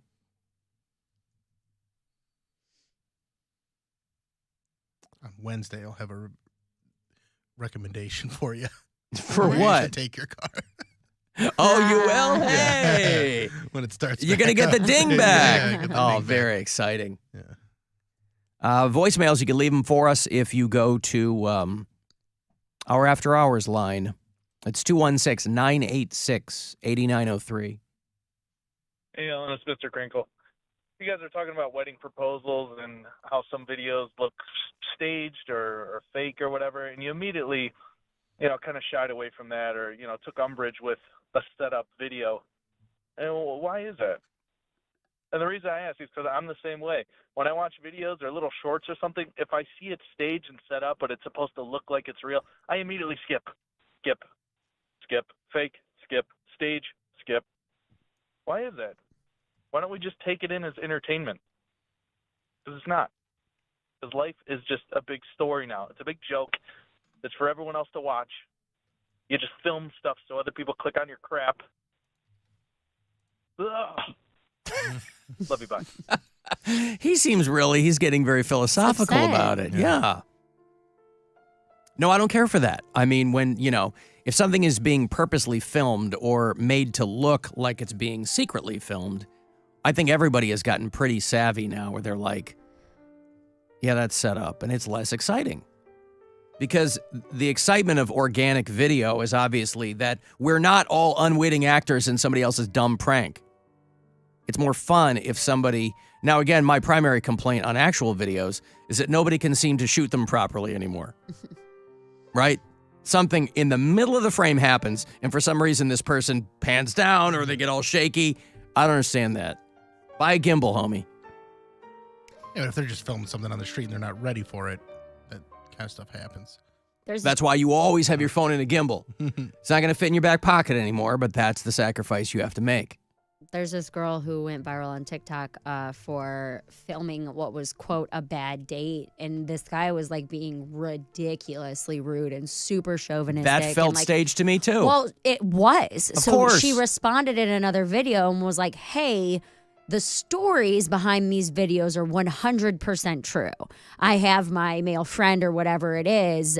Basically, they're reading a script where I tell them to reenact the date that happened. And but people are terrible actors. But I mean, no, the one that I saw, it sounded real, like because she was filming her napkin or her lap or like the checkbook, like most of the time.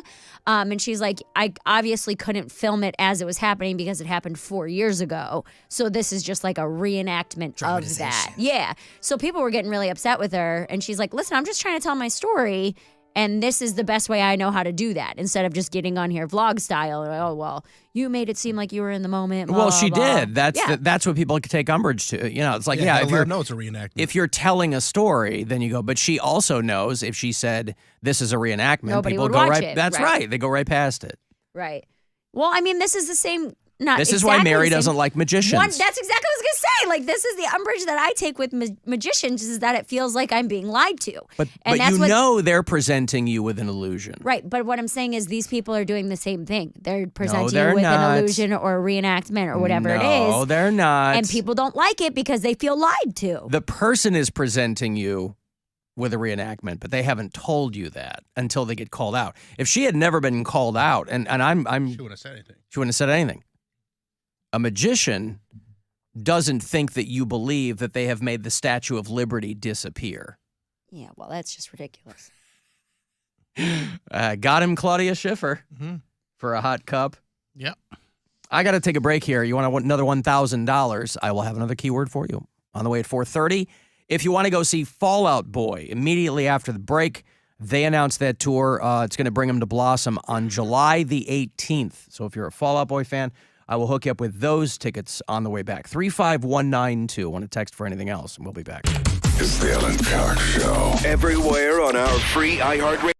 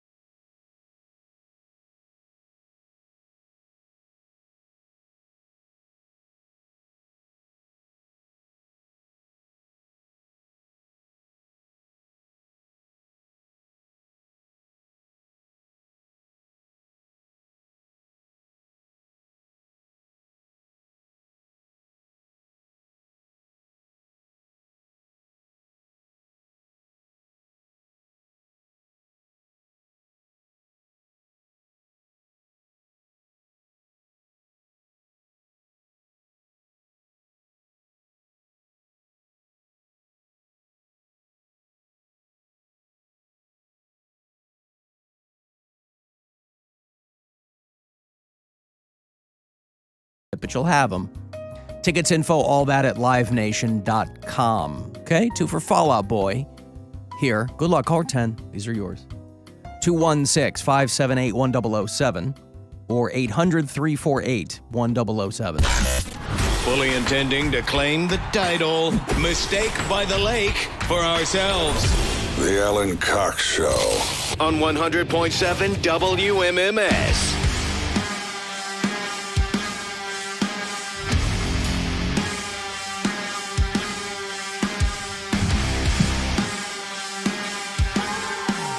A little sideways shout out to the fantastic Sleep Token in an SNL sketch this past weekend about a teacher who, Pedro Pascal plays a teacher who's trying to keep up with being made a hot teacher by all of his classmates, or his students rather, not his classmates. And one of the Sleep Token songs, that one called Chokehold, has blown up on TikTok. So they kind of made an aside. I was curious how many people got that reference. But it was a very good episode of SNL this weekend. And I think the ratings reflected that. I'll have another shot for you to grab some money here, about 5 minutes from that next keyword to go fund yourself. You get $1,000 every single time you hear one of those. Cavs play tonight in D.C. against the Wizards, coming off a big win in Indianapolis against the Pacers last night. 7 o'clock. So pregame at 6:30 here on MMS. Before we get out of here, I will have Monster Jam tickets for you, about a half an hour away from those. Got a 4-pack to get to that at the Romo Fijo end of the month.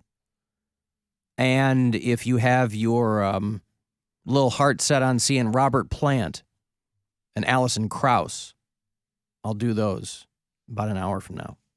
They're playing Blossom into June. Bill in Lakewood, hello. Hey, Al. Hate the show. Thank you, sir. You're welcome.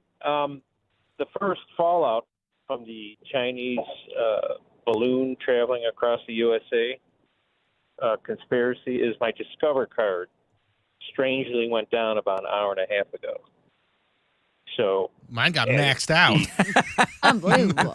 Thanks, China. You know, I checked. I have plenty of room on that, but you get the look of shame from the clerks, like, "Oh, right, like you have room on your card." Oh, right, because they don't know that the network is down. I see. That China took out his Discover card. Well, there are a lot of places. There are some places that don't even take Discover. It's like when I found out that. Oh God, where were we? I found out that Costco doesn't take MasterCard or something like that. Like I think Costco just takes Visa. Yeah, I had like to. Amex or something. This was like last summer. We were at a Costco in northern Michigan, loading up because we were doing the weekend with my wife's friends at this cabin, and so we're loading up. I got like $250 in stuff at Costco, and they're like, "Yeah, we don't take MasterCard." I'm like, "All right, I'll pull another card." For years, if you you went guys to should Mark's, post that. For years, if you went to Mark's, the only thing you could pay with cash or Discover card. Cash, check, or Discover. Right. Yeah. Check, That I cash, remember. check, I had to get Discover card, told yeah. that when I first moved here, but Thanks. yeah. But Thank you, you worked Bill. it all out, Bill? Did you work it all out? Thank you for bringing. Oh, me? Oh, yes. I'm thanking Bill because he's the only one that remembers that March you could only use your Discover card. So I've had one ever since. So I still can't get through. So information for your listeners. Right. Don't even try to use your Discover card. And the outage map follows roughly the flight of the balloon. Oh, I see. I see what's going on. And then it just came out that the balloon was rigged to blow up with 200 tons of whatever. So, what better way to get back at Americans is make us more frustrated when You thought you had all those rewards points stacked up. No more. Nope. They probably got my rewards points too. That's right. This is not good. Thanks, Obama. All right. Right. Thank you, Bill. There's Bill in Lakewood who is finding out the hard way that, of course, them blowing up that Chinese spy balloon has messed with his Discover card. I like the York County Sheriff's Department in South Carolina had to tweet out to people in their county, please do not shoot at the balloon. All more responsible gun owners there in South Carolina. Please Responsible Americans. Please don't shoot the balloon. It's too high up. Your rounds will not reach it, and those bullets will still come down. It hurts people. Yes, they come. Whatever goes up has to come down. Please do not shoot at the spy balloon unless you're doing it with a camera. Somebody responded to that tweet by saying they used to live near the Brooklyn Bridge, and they heard a .45 slug come down vertically through a skylight because somebody had fired a gun into the air, and nobody ever thinks about where it's going to land because you don't know where it's going to land. But it is remarkable that these local constables have to tweet this out. Hey, guys, we know who our constituents are. Please don't fire your rifle at the, as patriotic as your intentions might be, please don't do that. I got $1,000 here for you, as promised. It's a chance to go fund yourself. So listen closely and good luck. The Buzzard wants you to go fund yourself and score $1,000. Enter the nationwide keyword money at WMMS.com. That's money. Enter it now at WMMS.com. And good luck from Buzzard Radio. Alan, I hadn't seen my doctor in 5 years, and I had an appointment today. And in that 5 years, they transitioned from male to female. And I don't know why, but I found that extremely attractive. I'm a straight man, and now I'm really questioning things. Well, that's the concern, right? That's the concern that some people have, that they might find their formerly male doctor hot now because That's a woman making a good check. Yeah, does your paycheck go up, by the way, when you think No, that's not the that way, because, not like that? It goes down. You lose 30%. Oh, right. Yeah, it goes down. Yeah, I'm sorry. Yeah, does it go down? Do they tell you that? Do they warn you of that? That's how you know that's how they truly feel about it. They're like, I'll take a 30% That's how they show pay they're cut. really being. Yeah. Oh, that's the test. Yeah. All right. Well, something to consider. You can leave us messages, by the way, if you listen on the app, on the iHeartRadio app. Alan, you guys talk about Tom Brady retiring. I cannot believe you guys missed the opportunity to talk about how Tom Brady could bring back the Brady Bunch. Him and a bunch of hotties running around L.A. or wherever the hell he is. That'd be pretty funny. All right, hate the show. Bye. Gee, how did we miss that? I don't know. How did we possibly miss Tom Brady? Gonna have to have another show meeting where we talk about how we missed this obviously hilarious. How did you miss Tom Brady reforming the Brady Bunch? It's only been. I was trying to get my daughter to get into an X-Men movie over the weekend, and she was almost there. Which one? Well, arguably one of the worst ones, X-Men Armageddon, where they have Oscar Isaac under all this makeup. That's not what it's called. What's it called? X-Men? Apocalypse. Oh, I'm sorry. He's Apocalypse, Yeah. right? X-Men Apocalypse. I'm clicking around. Armageddon. Just Bruce Willis was and Ben Cyclops. Yeah, Affleck, that's right. Steve Buscemi is Wolverine. Yeah. No, Apocalypse. Yeah, you're right. And Oscar Isaac under all the makeup, and it was just not great. It's not a good. And by the way, I am always when it comes to casting, I am still a Team Kelsey Grammer when it comes to playing Beast. I don't care what you think. You don't like the Nick Holt Beast, the baby Beast? Please. Well, they're playing younger, so I get it. But when they were older, Kelsey Grammer was a perfect cast. Fantastic. Anywho, so this is on, and we kind of get. I'm explaining to her who everybody is and what it is, and because she wants nothing to do with sci-fi or Disney Plus is all the Star Wars and all the Marvel, and that interests her 0%. So like everyone else on Disney Plus, mostly watching The Simpsons. But I have made it very clear to her that, honey, I would love you more if you like Star Wars movies. Show her Deadpool. And I think she took it, Deadpool. I think she took it in the spirit at which it was given. We were relaxing Saturday night and Were you? trying to pick a movie. And The Pagemaster was on Amazon Prime, which was one of my favorite movies growing up. And it's a cartoon. Have you guys seen The Pagemaster? Yeah. I was in college, so I never saw it. 1994. I remembered the movie, yeah. Yeah. So we're just looking for something to put on. I was like, oh my God, I love this movie. Brian had never seen it. And Blake was like, oh yeah, I'm in for a new cartoon, whatever. We put it on.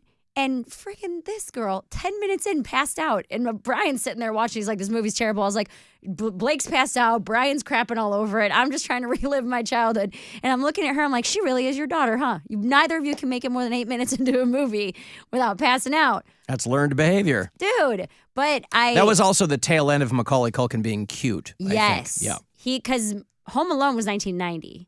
Yes. And this was 4 years later. So he was like starting to become, he was probably 13. Yeah, he did You know? Pagemaster, and I think Richie Rich came out at the same time.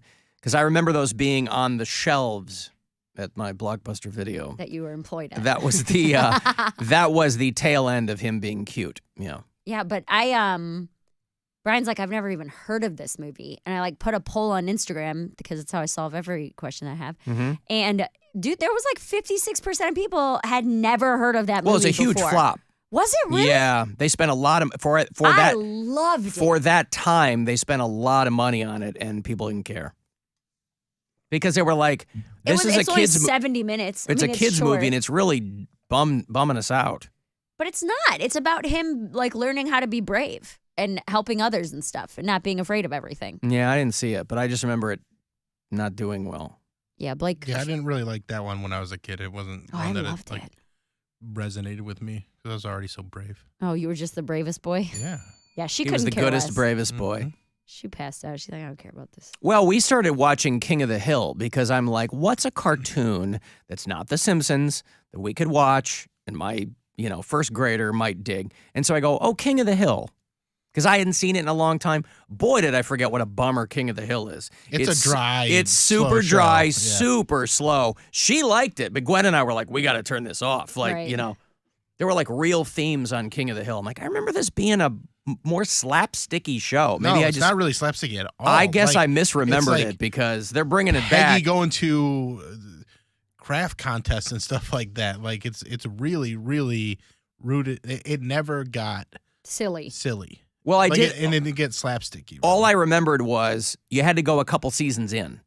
And so I started us at like the third season. And it was like the one where like John Peppercorn is telling Bobby about the white man's rape of the Indian lands or something. I'm like, That's King of the Hill. Yeah. Which I was is like, so funny holy because cow. it's such a popular show and there's so many people that love that show. And a lot of the themes just go right over their head. They're just like the way Hank Hill thinks. And because Hank is a really level-headed guy. Right. But they do bring some heavy topics on that show. They really did. Because That's Mike Judge, I mean. No, I understand, but it was still a cartoon. Like, But it was he didn't want to do Beavis and Butthead, Yeah, obviously. When you're exactly. that stupid, you want to go the other way. But I guess I just misremembered it as being a jauntier show. And after about and Nora's like, oh, I like this. I go, okay. I said, but I can't stand it anymore. I gotta put something else on.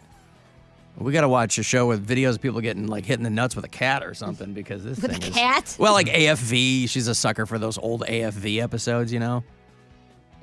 And I get real annoying because on those really old ones, I like to tell her, I go, that baby is in college now. You seem like a treat to be. I'm a lot of fun. I'm Captain Fun. What are you talking about? It seems like It's a way for her to learn about the passage of time. I go, hey, this I don't think she needs to. there's a time. Yes, she does. There's a time stamp in the lower corner of these old videos, the Tom Bergeron era, right? And it'd be a thing in there. It'd be a baby in a tub or something in 1990.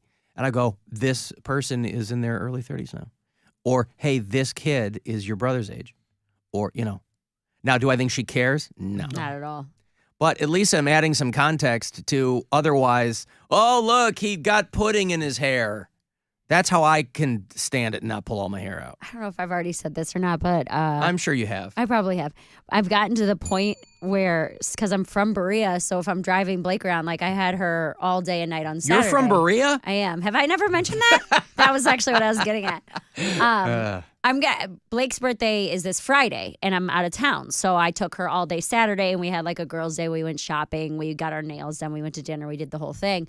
But I'm at the point, and I didn't see it coming, where like we're driving around Berea, and I'm pointing things out to her, and I sound like such an old lady because I'm like, that used to be a Burger King, and my friend Sarah got her first job there. Why are you doing that? It just comes out. I can't help it. And I'm like telling her, and she could not care less about the things I have to say, where I'll be like driving to in downtown Berea. You're trying to give her a little bit of background from future mommy Mayor. Dude. A little background about you. A little one-on-one time, and you're like, oh, there's that. But there's no resonance for her whatsoever. No. Like, She's like, I've been around for 7 years, bro. I don't even know what's going on around here. I don't think she ever met my dad. And so, like, we're in downtown Berea, and I point out Dick's Bakery, which is still there. And I was like, oh, that's a really good place to get, it was closed, though. So I was like, that's a really good place to get, like, cupcakes and cookies. And that was actually my dad's favorite spot to go get cupcakes. And I'm like, you're giving her history on a guy she's never met before. But I'm like, you might as well say that was where Winston Churchill gave a speech about.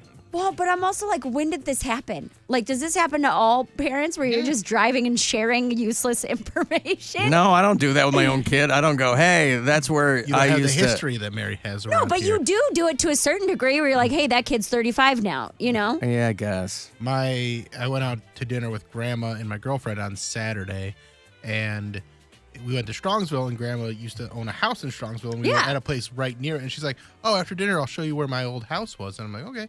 And we drive over there, and she points at this house, and she goes, that's it right there, that big yellow one. And then she goes, wait a second, that's not it. Oh, she remembers. It was like 2 houses down. She's like, oh, I remember it being bigger.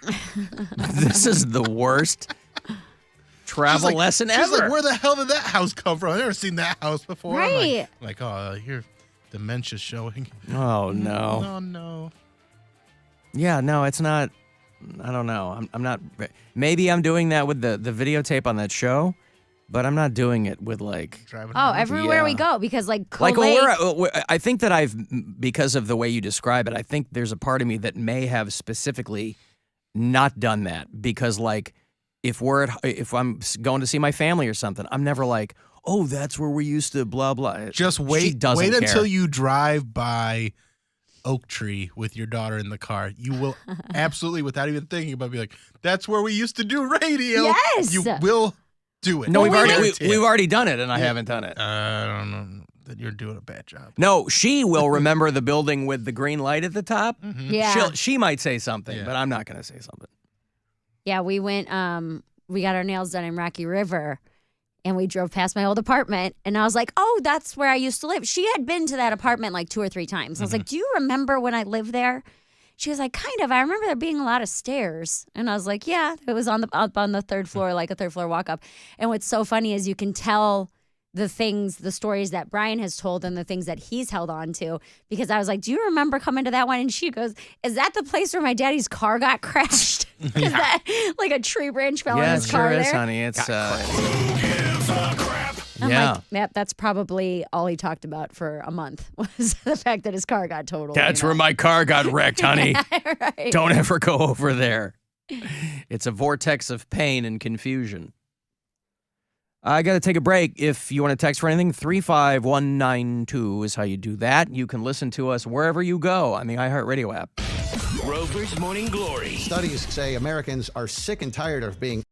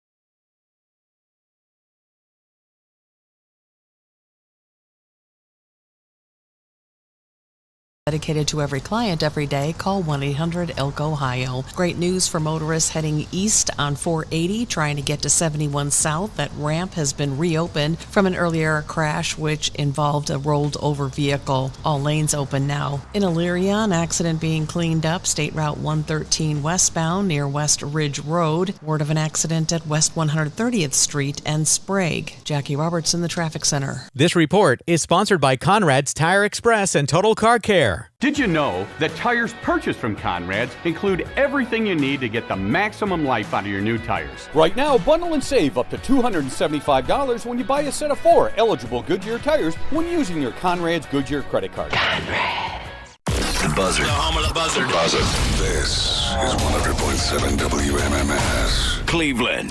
It's time to give some stuff away. No, it's time to give some stuff away. That's a return of Monster Jam. If you want to go, it's back at the Romo Fijo on the 18th and 19th of this month. Not far off. It's a week from Saturday and Sunday. You're going to see Gravedigger and Megalodon in the all-new Thunderosaurus monster truck and many, many more. Monster Jam 2023. Always a good time. You can go to monsterjam.com if I missed anything. But you get a 4-pack of tickets here for Monster Jam, so good luck. Caller 10. These are yours, 216-578-1007 or 800-348-1007. You'd flee a wildfire. Evacuate. You'd prepare for a hurricane, but there's no escaping this disaster. It's one of the worst disasters that I've seen in my career. It's the Alan Cox Show. On 100.7 WMMS.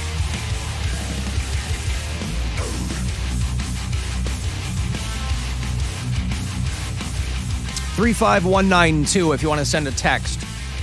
I'll see them there. If you want to watch live, go to alancoxshow.com. Thank you again to Horace Bedank for helping out. Back in the video department, the Cavaliers coming off a big win against the Pacers in Indiana. They stay on the road. They're in D.C. tonight to play the Wizards at 7 o'clock. 6:30 is when pregame begins here on MMS. And then they come back home Wednesday to play the Detroit Pistons, who remain the worst team in basketball. Woo. I think they are. It's been pretty neck and neck with them in Houston. But again, Cavaliers can lose to the Detroit Pistons too. But so far, Detroit's only won 13 games. So they're having a rough time, as they usually do, quite frankly. But that's tonight. If you listen to us on iHeartRadio, you can leave messages there. If you're one of our bureau chiefs, tell me where you listen. Rodney listens in Porter, Texas. Melissa is in Seattle. Andrew listens in Wilmore, Kentucky. Scott's up in Alpena, Michigan. Diane is new in Inverness, Florida. And Karen is one of our bureau chiefs in Huntsville, Alabama. And I was reading about a woman, I think this is in Alabama. No, I'm sorry. It is right here in Ohio. It's out in Stark County. A woman who is tired of all the Karen memes, and so she's legally changing her name. And I don't quite understand why you would do this. Because you're a Karen. But why not just I don't know. The legal name change seems weird. A woman named Karen Firestone, who's out in Stark County, who said that she's north of 50, she's blonde, she's got the hair, and she's over it. I tell people I'm one of the nice Karens, she said. But she has filed an application in Stark County to change her name from Karen to Kat, which means that Kat was probably already her nickname. So I don't know what it costs, by the way, to legally change your name. But are people that drilling in on the Karen thing still? They're not necessarily that they're still drilling it in. That has forever changed. Right, but don't the Karen videos seem like they've tapered off? They have, but it doesn't matter. Now, forever, the name Karen means entitled white lady. One of the one of the people who came out to the Polar Blast on Friday, we probably all ended up talking to her because she was very quick to point out that she had no idea who I was, but that the two guys she's with love the show. And so she's a big WGAR fan. I said, that's great because that's one of our radio stations. So I said, that doesn't bother me at all. It's never an insult when somebody tells me they don't know who I am. She's like, but she told me her name was Karen. And she's like, not like that. I hate to tell you my name. I'm like, really? I'm like, that wouldn't have even occurred to me when she said, because if they don't tell me their name, I'll ask. I'll introduce myself. And my Karen, I hate to even say it. I'm like, that would not have occurred to me to go, oh. Everyone does that. They do? Yes, because even like at comedy Still? shows, yes, that'll never go away. At comedy shows, when I ask people, like, oh, talking to a crowd or something, like, oh, what's your name? If the girl responds Karen, the entire audience will, like, I think that is going to be a very long time before that goes away. Yeah, that's in the zeitgeist now. No, I understand that. I mean, even without the constant flow of videos that is drilled into people's heads. But to the point where you change your name legally. I bet. Just it's have so people annoying. start calling. Is it? I bet, dude. Every time someone checks your ID or does anything, they see her go, oh, Karen. People are idiots. Yeah, I guess. Well, enough so for this lady out in Stark County to, you remember Stark County, right? Where Phil Davison was running for Stark County Treasurer. I have been a Republican in times good, and I have been a Republican in times bad. Oh, I love that guy. Right. Of course, it's always times bad now to be a Republican.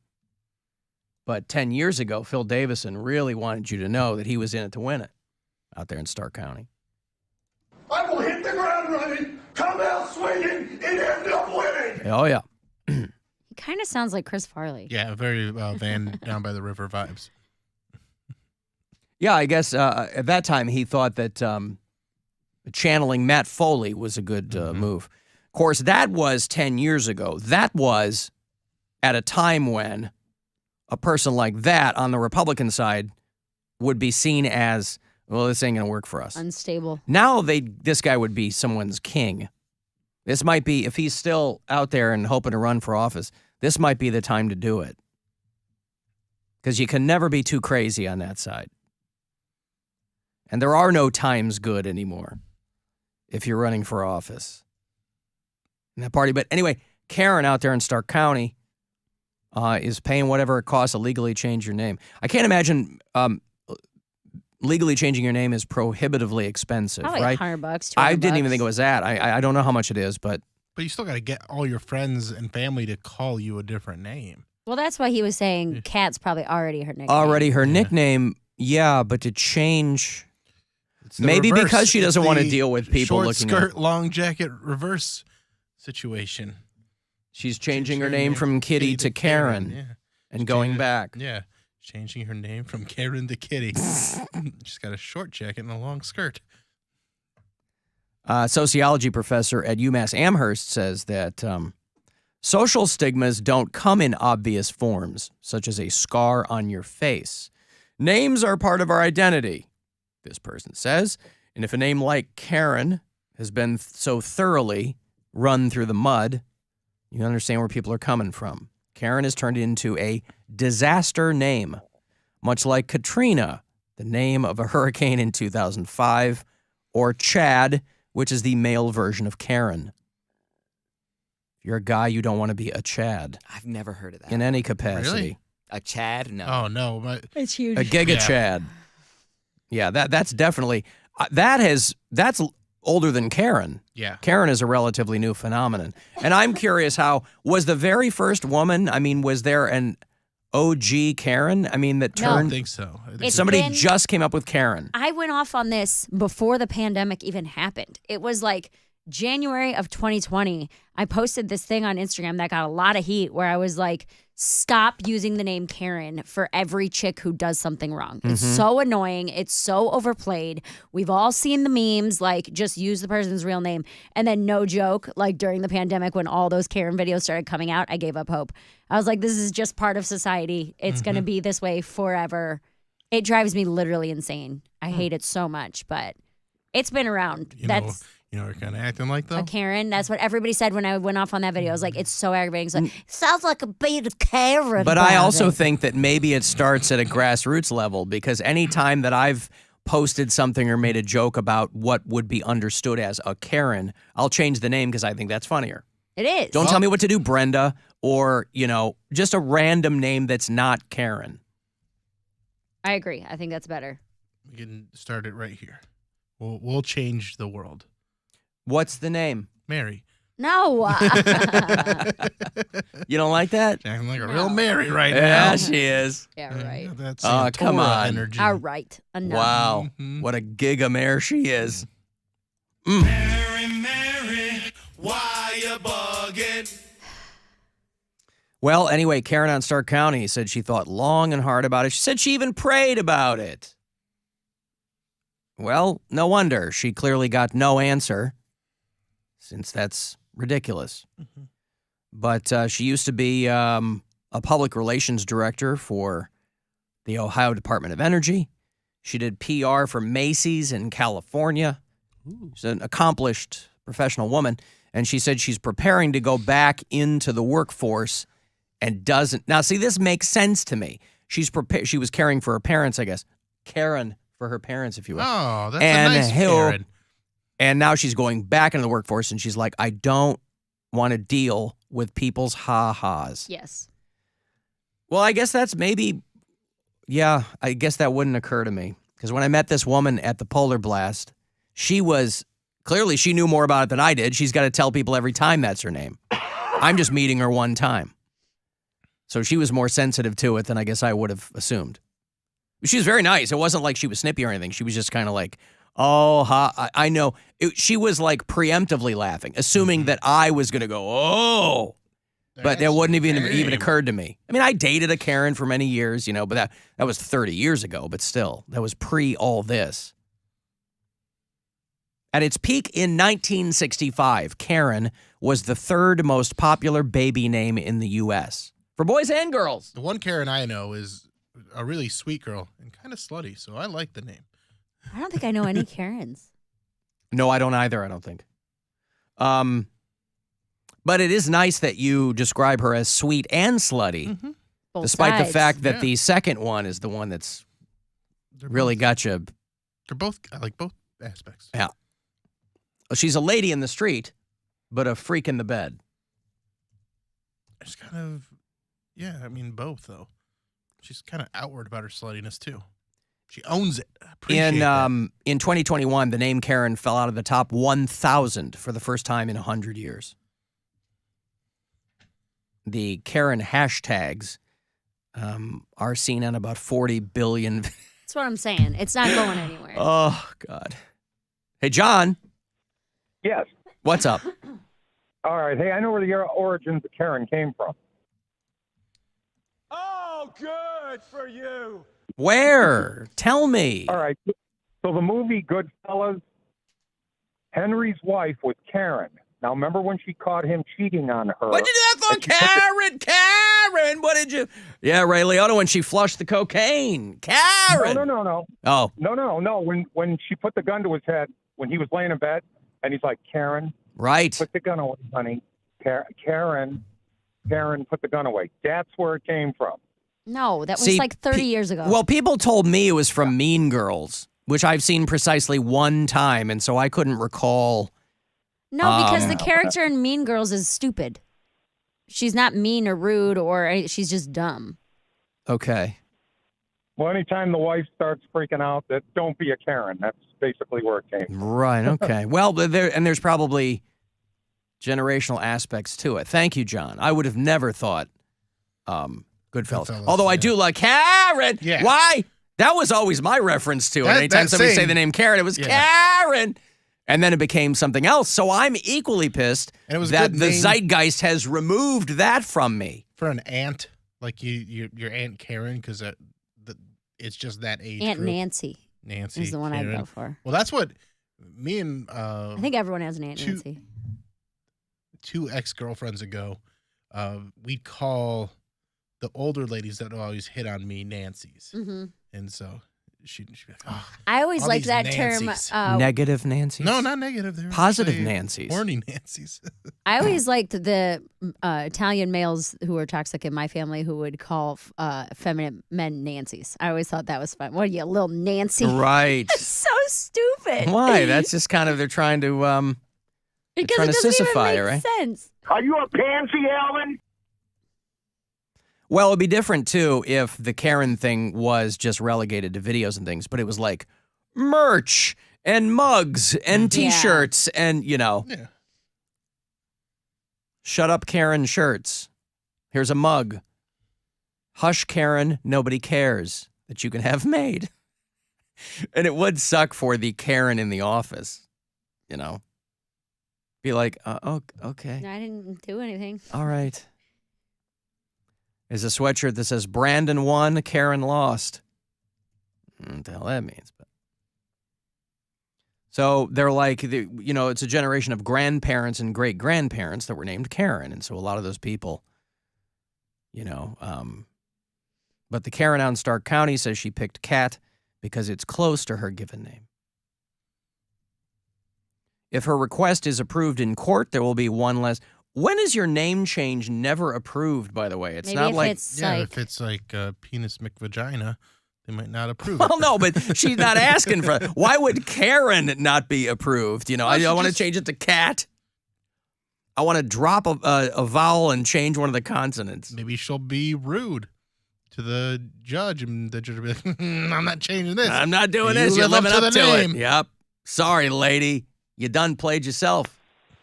Hello, Pete. Hello. What's going on? Nothing. I want to throw my hat in the whole Karen origin thing. All right, origin. Tell me.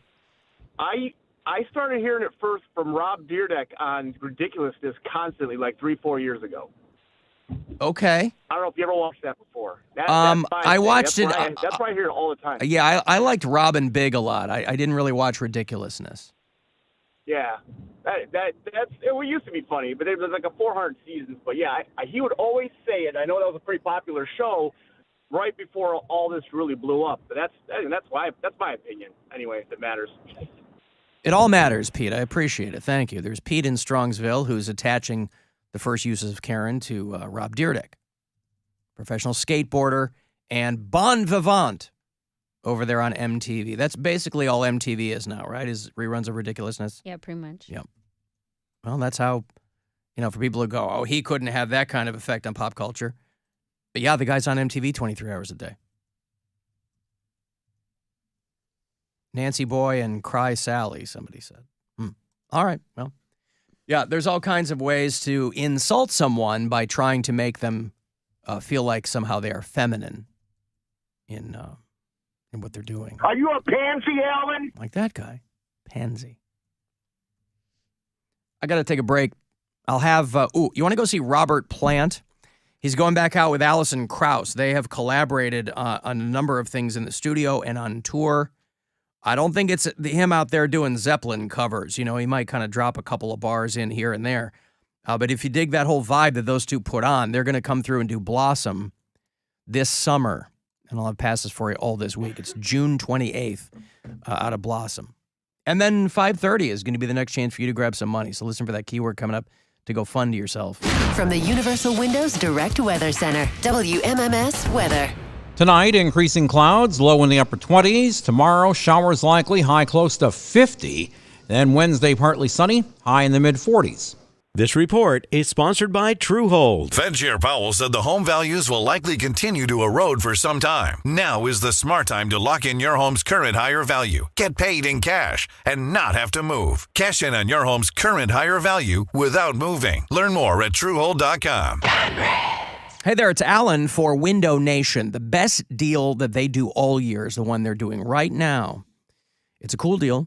keep you warm this time of year. And then when it's summertime, you're not cranking the AC 24/7 trying to keep the place cool because you have super energy efficient windows in your home, courtesy of Window Nation, expertly installed. That's, of course, the secret sauce. And made here in Northeast Ohio. They will give you 2 free ones for every 2 that you buy, no limit, and no payments at all for 2 years. 24 months. You give them nothing down. There's nothing monthly and no interest at all. Now, they have hundreds of options to choose from, so I would always recommend that you start at windownation.com. There's a big get a quote button there. And your utility bills, you're going to see those go way down, too. They've installed over 100 million windows in 150,000 homes, including mine, by the way. You go to windownation.com, and they'll tell you all about it, or talk to a person, but if you do, make sure you give them my name. 866-90-NATION is that number. 2 free windows right now for every 2 you buy, and no payments at all for 24 months. 866-90-NATION. Say Alan Cox was talking about it, or go to windownation.com. Mr. Clean, Mr. Clean. Of course I use Mr. Clean Magic Eraser to clean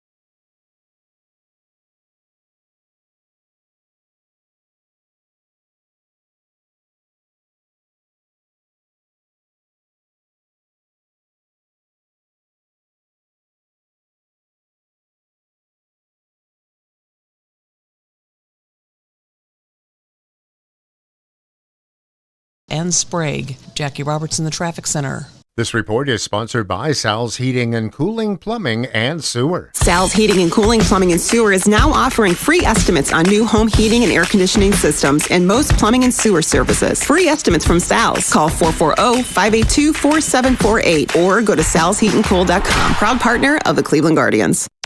Only iHeartRadio gives you access to all.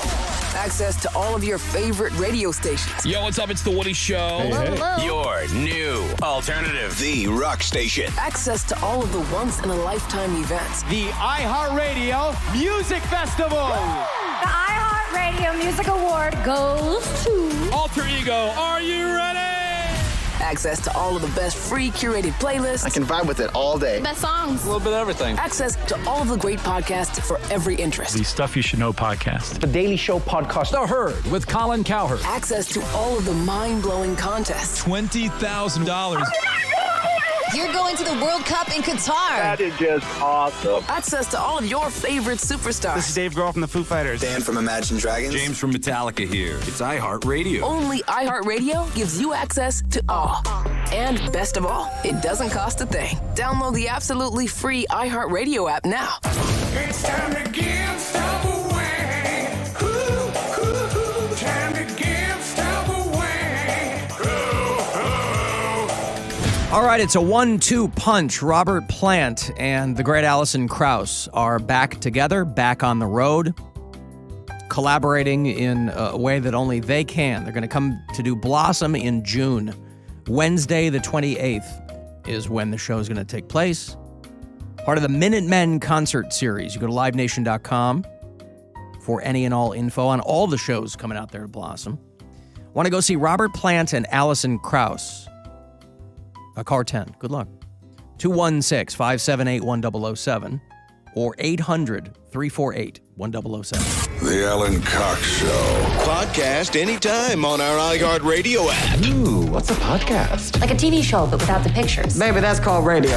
What you're describing is radio. And live on the radio weekday afternoons. On 100.7 WMMS.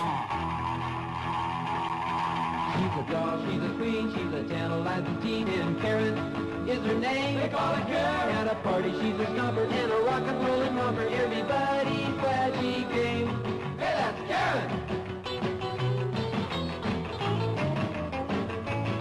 She sets her hair with great precision. It's her favorite indoor sport. And by the light of television, she can even write a book report. There is no one greater north or south of the equator. Karen's always in a whirl. She's alarming but disarming and a really very charming modern girl. Karen, brought to you by Lady Gillette. First start to finish completely feminine shaving care. And by Colgate, the anti-cavity toothpaste confirmed unsurpassed in reducing new cavities. And by Purina Cat Dinners, the saucy new way to feed your cat. The saucy new way to feed your cat. Man, you really didn't have to be good at advertising back then. No, you did not. Karen, she's just doing this thing, and then here's all the stuff. That's right. Trash. Thank you to Tim for sending me that. That was a show called Karen, 1964, that they had on NBC. They aired 28 episodes in 7 months. I guess that's one a week. And it was a very low-rated show. It was like 87th out of 95 shows that were on. Beach Boys did the theme song. A young actor named Richard Dreyfuss was part of the cast. And it was just, any number of movies and shows about young ingenues in the 60s, right? Like, oh, she's so cute, and there she is, and doing her thing. Gidget or Karen, all these ripoffs. But of all the shows, given what we've been talking about with the proliferation of Karen and how it is so deeply embedded now in the culture, albeit in a negative way, but out of all the shows to reboot, why not this one? But make her like this Karen. Reclaim the name. That's your hashtag. Reclaim the name. Bring it back. Update it for a more modern audience. Maybe Karen is rather than being just a fun American teenager who lives near the beach, make her a... influencer. Sure. Everybody wants to be an influencer, right? Reclaim the name. Bring Karen back and reboot that show. I know that Richard Dreyfuss is largely retired from acting, so he can't be in it. But, and I imagine that the girl who played Karen is dead. Oh, no, she's alive. Okay, so bring her back. She's 74. People go, oh, there's no roles for women of a certain age, but then 80 for Brady. And, you know, granted, it's the same four women. I mean, it's Lily Tomlin, Jane Fonda, Diane Keaton in all these older lady movies. Bette Midler. I don't know who the fourth one is, but Sally Field. I was just going to say. Sally Field. Who was, back in the day, who was Sally Field? Mrs. Doubtfire's husband. She was the Flying Nun. Oh. She wasn't Gidget. Gidget was Sandra Dee. But bring back Karen. What are you talking about right now? This show from the 60s. But this like, is how you Gidget reclaim. and Flying Nun? What is This is how you... those are all those shows, though, in the 60s. Sally Field was a Flying Nun. Gidget was a, again... There were a billion of these shows about like teenage girls who just want to surf and have fun. And all before my time, but I mean, my parents watched them and loved them, and so I'm familiar with them to that extent. But bring back this Karen show. And by the way, bring back its advertisers. There's a fun new way to feed your cat. Which it's 2023. You can make that a double entendre and everybody enjoy it. Colgate. Brought to you by Borax. Whatever. What better way to reclaim the Karen name than reboot that show? We don't need Night Court. Although I guess that show's doing really well. Oh, yeah? Night Court is like, yeah. I couldn't get through the first episode, but I guess it's doing really well. But anyway, thank you to Tim for sending me that because I was entirely unfamiliar with the show called Karen from 1964. Alan, have you ever noticed how much Pound Cake looks like Raven Simone? What? Actually, I have not. He's not wrong. There are some baby pictures of me that look just like Raven. Look into the camera. Wait, no, I gotta take the glasses off. Oh. And the beard and the hair. Well, you take off the beard. Okay, I can see a little bit. I thought she looked like Nicole Richie. Raven Simone? No. No. All right. Nicole Richie is half black. Which half? Top. Yeah, well, anyway. Alan, did you see that they've already had to take down the AI Seinfeld? I did see that. We played this clip for you last week that somebody on Twitch had an AI-generated Seinfeld episode that just kept rolling. And it would just AI-generate scenarios, and the characters are all in it. It was like really poor graphics, just like 8-bit graphics or whatever. But you knew it was not going to take long. Anytime they just let AI roll, it eventually will become anti-Semitic or... take your pick. Goes to the worst places. It goes to the worst places. They've already had to shut down the AI Seinfeld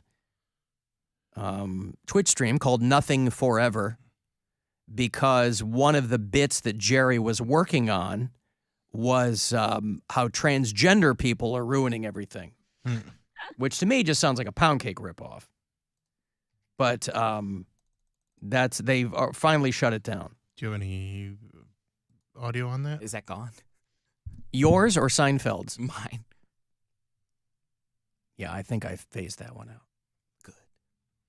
I mean, obviously, what some is it that things you I'll said? always keep. Hey, I molest children. Some things I'll always keep. But he said trans people ruin everything. It was out of context, and I used it for... I'm trying to get him to say it again. Oh.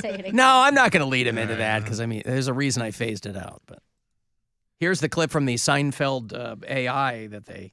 I'm thinking about doing a bit about how being transgender is actually a mental illness.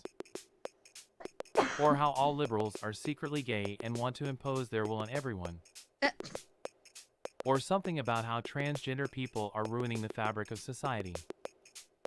But no one is laughing, so I'm going to stop. Thanks for coming out tonight. See you next time. Where'd everybody go?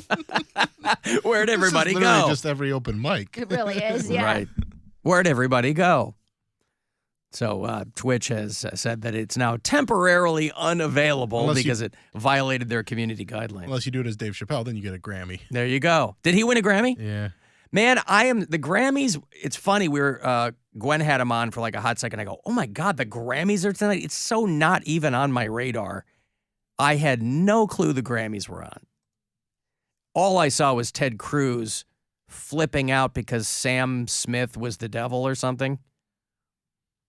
I'm like, bro, you got tens of thousands of people that don't have power right now in Texas. Like, what are you talking about?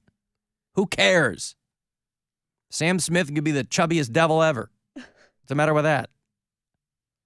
That was all I saw about the Grammys. And then people talking about Madonna's face. Or how bored Ben Affleck was. By the way, that's not a good way to launch your 40th anniversary global tour as Madonna when people are like, what the hell is going on with Madonna's face? That's not really what you want as you're getting ready to go out there and entertain people again. I guess she was trying to make jokes or something and it wasn't hitting with people. Did anybody see any of this? No, the only 10 seconds we turned it on for, Lizzo was performing. And we watched her performance, and then that was it. Are you ready for a little controversy? Come on, people, let's make some noise. Y'all are going to sleep over here. So. Maybe don't pre-sell the controversy. Right. Maybe don't get people going for the controversy. Maybe just let it unfold. She does look bad. It does look very strange. She's had a lot of work done. Here's what I've learned after 4 decades in music. If they call you shocking, scandalous, troublesome, problematic, provocative, or dangerous, you are definitely onto something. That's where you make noise. You are, yeah, thank you. It's like Jeb Bush up there. Jesus. Please clap. See, that's the trouble, too, is you know, you're living in two different worlds because if you spend any amount of time performing over on MTV, where they pack the front of the stage with fake fans that are going crazy for everything you do. You think 19-year-old college girls are way into Madonna? No, they are not. But they stock the lake with fish. So when you're out there, they're going bananas. The Grammys, it's all like industry people, and they're like, yeah, okay. Come on, Madonna. They're on their feet for Stevie Wonder, so, you know, it's not... I see. I would never pay to see Madonna in concert, but if I happen to be at an event that I'd go to one of her surgeries, though. I would not. Release the tape. Yeah. Release the Snyder cut. Mm-hmm. Her face now looks like the guy. Do you guys know the Nightmare Before Christmas? The professor that's like in the wheelchair. That's what her. Oh my God! That's who she looks like. That's a little Slugsworth or something. That's a little mean. No, and Slugworth is not as good that. as I think she looks like the guy from the painting in Ghostbusters 2. Vigo? Yeah. Oh, no. But that's the thing. Like, Madonna performed at, like, Pride Island in New York City. Now, I would not go to a Madonna. I would not. Why don't they call it Pryland? I don't know. Mm-hmm. But, like, I would watch her perform if I was at an event. Like, I'm like, that's still Madonna just because she has name notoriety and she's, like, an icon. I would still watch her. But she's no Celine to me. She's no Toni Braxton or a Whitney Houston. But I wouldn't leave. I'm like, oh, I'll see what this bitch can do. Well, she's no Celine because Celine stopped performing. She got that stiff man syndrome. Let me give you some money here. It's $1,000, a chance to go fund yourself. Listen closely. Good luck. The Buzzard wants you to go fund yourself and score $1,000. Enter the nationwide keyword credit at WMMS.com. That's credit. Enter it now at WMMS.com. And good luck from Buzzard Radio. Yeah, I bought tickets to a Mary's Valentine's Day dinner and a show, and I was just wondering what time doors are and what time she goes on. Maybe you could help out. Please and thank you. Well, I am They're selling tickets to people and not telling them when the show is? I think that people just buy tickets and don't really pay attention. but I am headlining, which means that I go on last. The show is at 8 p.m. at the Funny Stop in Cuyahoga Falls. I would assume doors are probably at 7 because they have a dinner package. So doors are usually about an hour, maybe 7:15 before the show starts. So let's, that Will would you be- get dinner? No, because I'll be coming from here. So, I'll eat while I'm there, but I won't be there early for dinner. I'll probably be getting there right around showtime. You won't eat on stage as part of like a performance art piece that you're trying out? I could if people are up for that. Why not? Something to consider. Just sit there and eat a full meal while people watch me? You're the personification of dinner and a show. What did you guys think I meant by dinner and a show? And then you're just up there chowing down, just filling your face. Oh, wait a minute. No. The show's at 9:30? No, it's not. It's 8 p.m. Okay, but I can see why people are confused Yes, I see because that too. on the website it says, okay, yeah. No, the show is at... In the description it says, it's Pete. So what Yeah. do you expect? Valentine's show with Mary Santora, Tuesday 8 p.m. show. So it's 8 p.m. Yes. show. I would get there at 7. Yes. I say this with all peace and love. How has he stayed in business for so long? He does Only not seem game to... in town. Right, but even if you're the only game in town, like if people don't know when your shows are... That's the that only would one seem that's to work marked against wrong. you. It seems to be that my show is the only one labeled incorrectly. Well, okay, but why is that? I don't know. You're going to draw more than some of these other bozos he's got coming in there are. Yeah. Why wouldn't the event information be correct? Well, it's not that it's not correct. There's just 2 times listed. That's incorrect. Yeah, there's just extra information. But then people flip a coin, and then this guy is leaving a message. This poor guy who's trying to be a booster leaves a message on our app. Yeah. Hey, Alan, I just bought, but I don't know when the event is. 8 o'clock. I'd say get there at 7 for dinner. Especially on Valentine's Day when people Right, have on like a other plans. Tuesday. It's not like a Thursday night or something where people are like, let's go out, like a game time decision. People are planning around it. I'll see your show at 8 p.m. that is listed at 9:30 p.m. to my next time there where it's listed at 7:30 a.m. Oh, Bill's doing a morning show. Nice. Oh, God. That's at the end of March. Jeez. 7:30 a.m. show. Ooh, bright and early.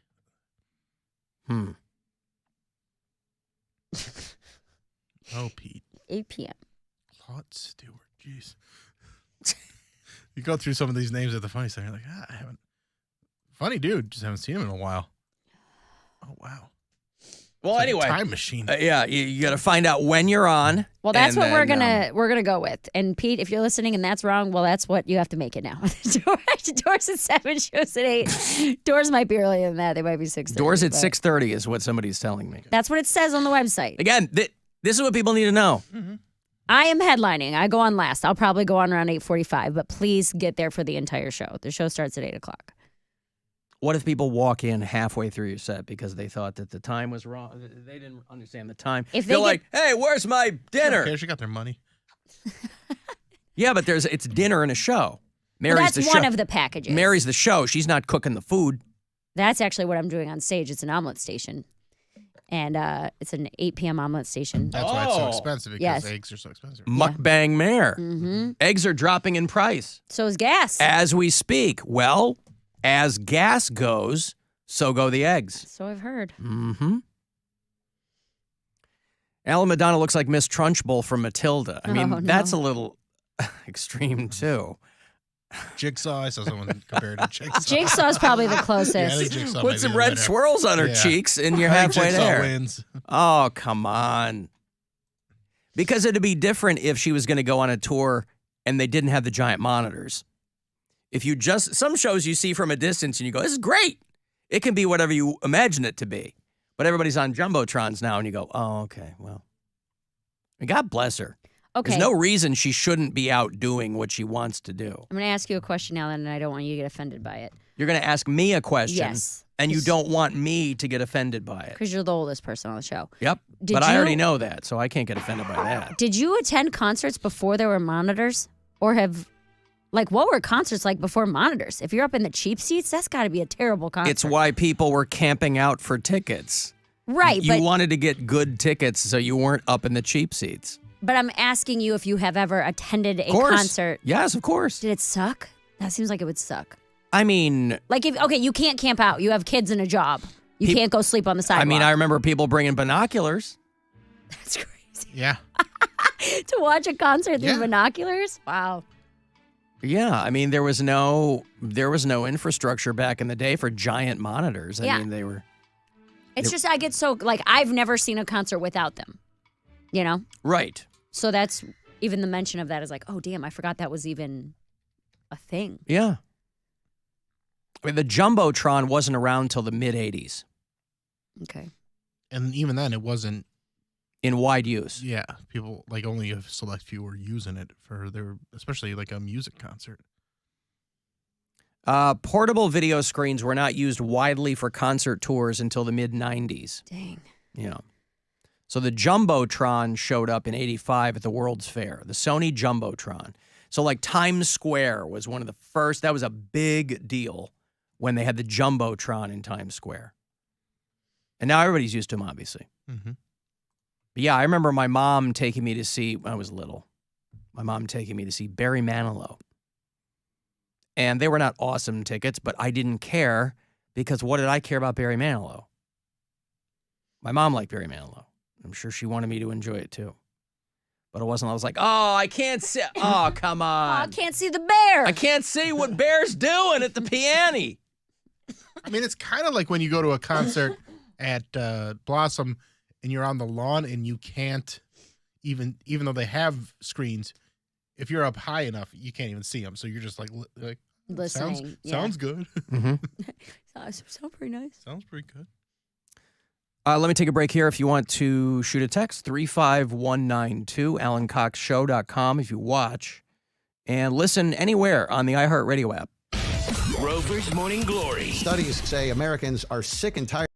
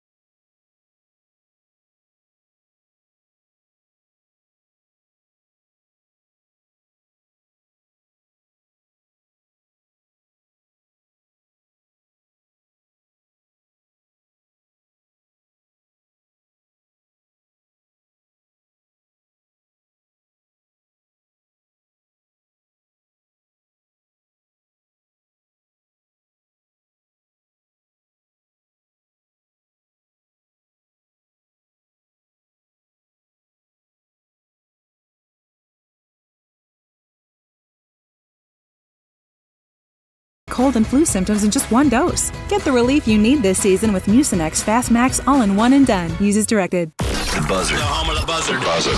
This is 100.7 WMMS. Cleveland. Call the Alan Cox Show. Is that what you want to do? Think about it, Alan. Once divorced and a broken man. 216-578-1007 or 1-800-348-1007.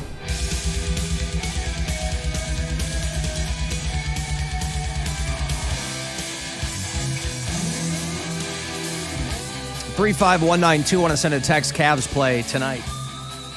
A little over an hour away. Your tip-off in D.C. against the Wizards.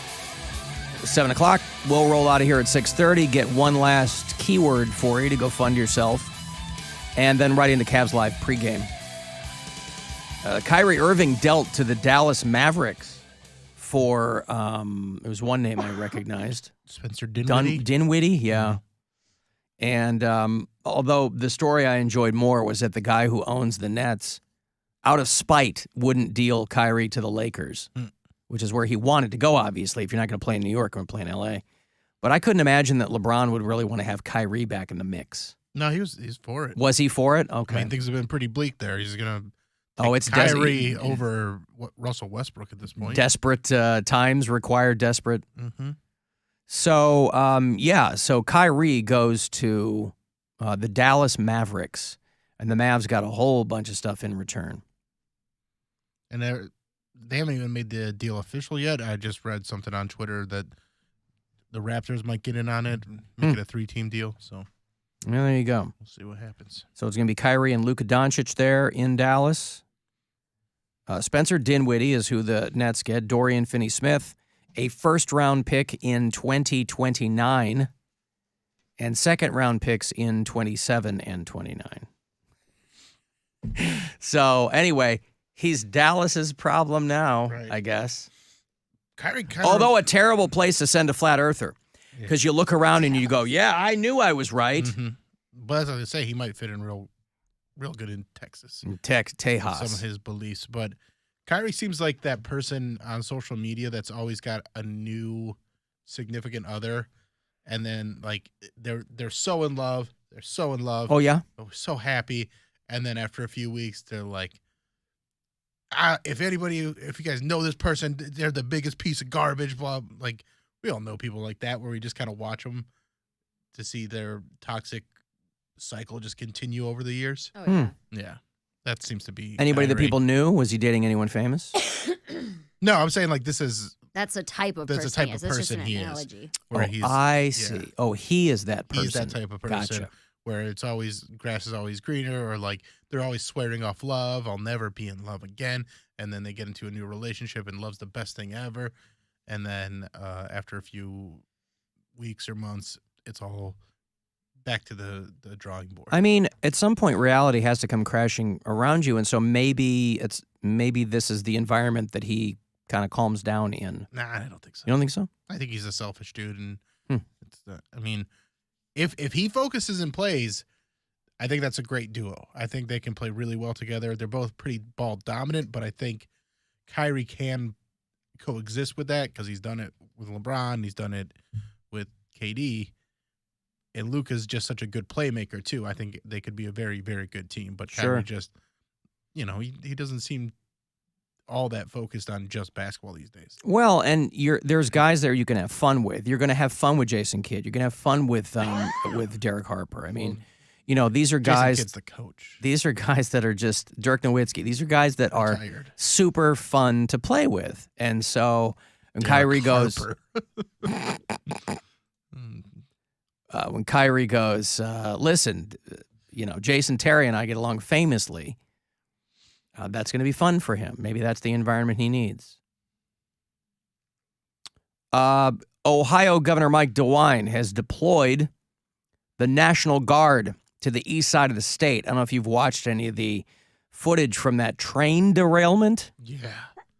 That's crazy and sad. This is a town near the PA border. It's called East Palestine, Ohio. This is not a wealthy part of the state. East Palestine. Bum, bum, bum. Your air quality ain't so good. No, good. So, a huge, massive derailment of hazardous materials derailed on Friday. This is a town where they told everybody to get out because, but again, these aren't people particularly of means, that can go get in a hotel for a week or whatever. Yeah. So they had this huge evacuation zone that was like a 2-mile area around the town because they said that the toxic cargo on this train, that people could face severe injury, skin burns, lung damage. It was carrying vinyl chloride. Oh, God. Which, by the way, at any given time, there are trains going through towns that have this kind of stuff. And 9 times out of 10, you don't know because they don't crash. When they do, it's not good. It's not good. So they were worried that the whole thing was going to explode, which would then disperse toxic fumes into the air, shoot shrapnel miles away. And so they did some controlled release, I guess, this afternoon maybe. But the thing had been burning all weekend. And if you've seen any footage of it, it's just awful. He said it's not clear when residents will be able to return to their homes.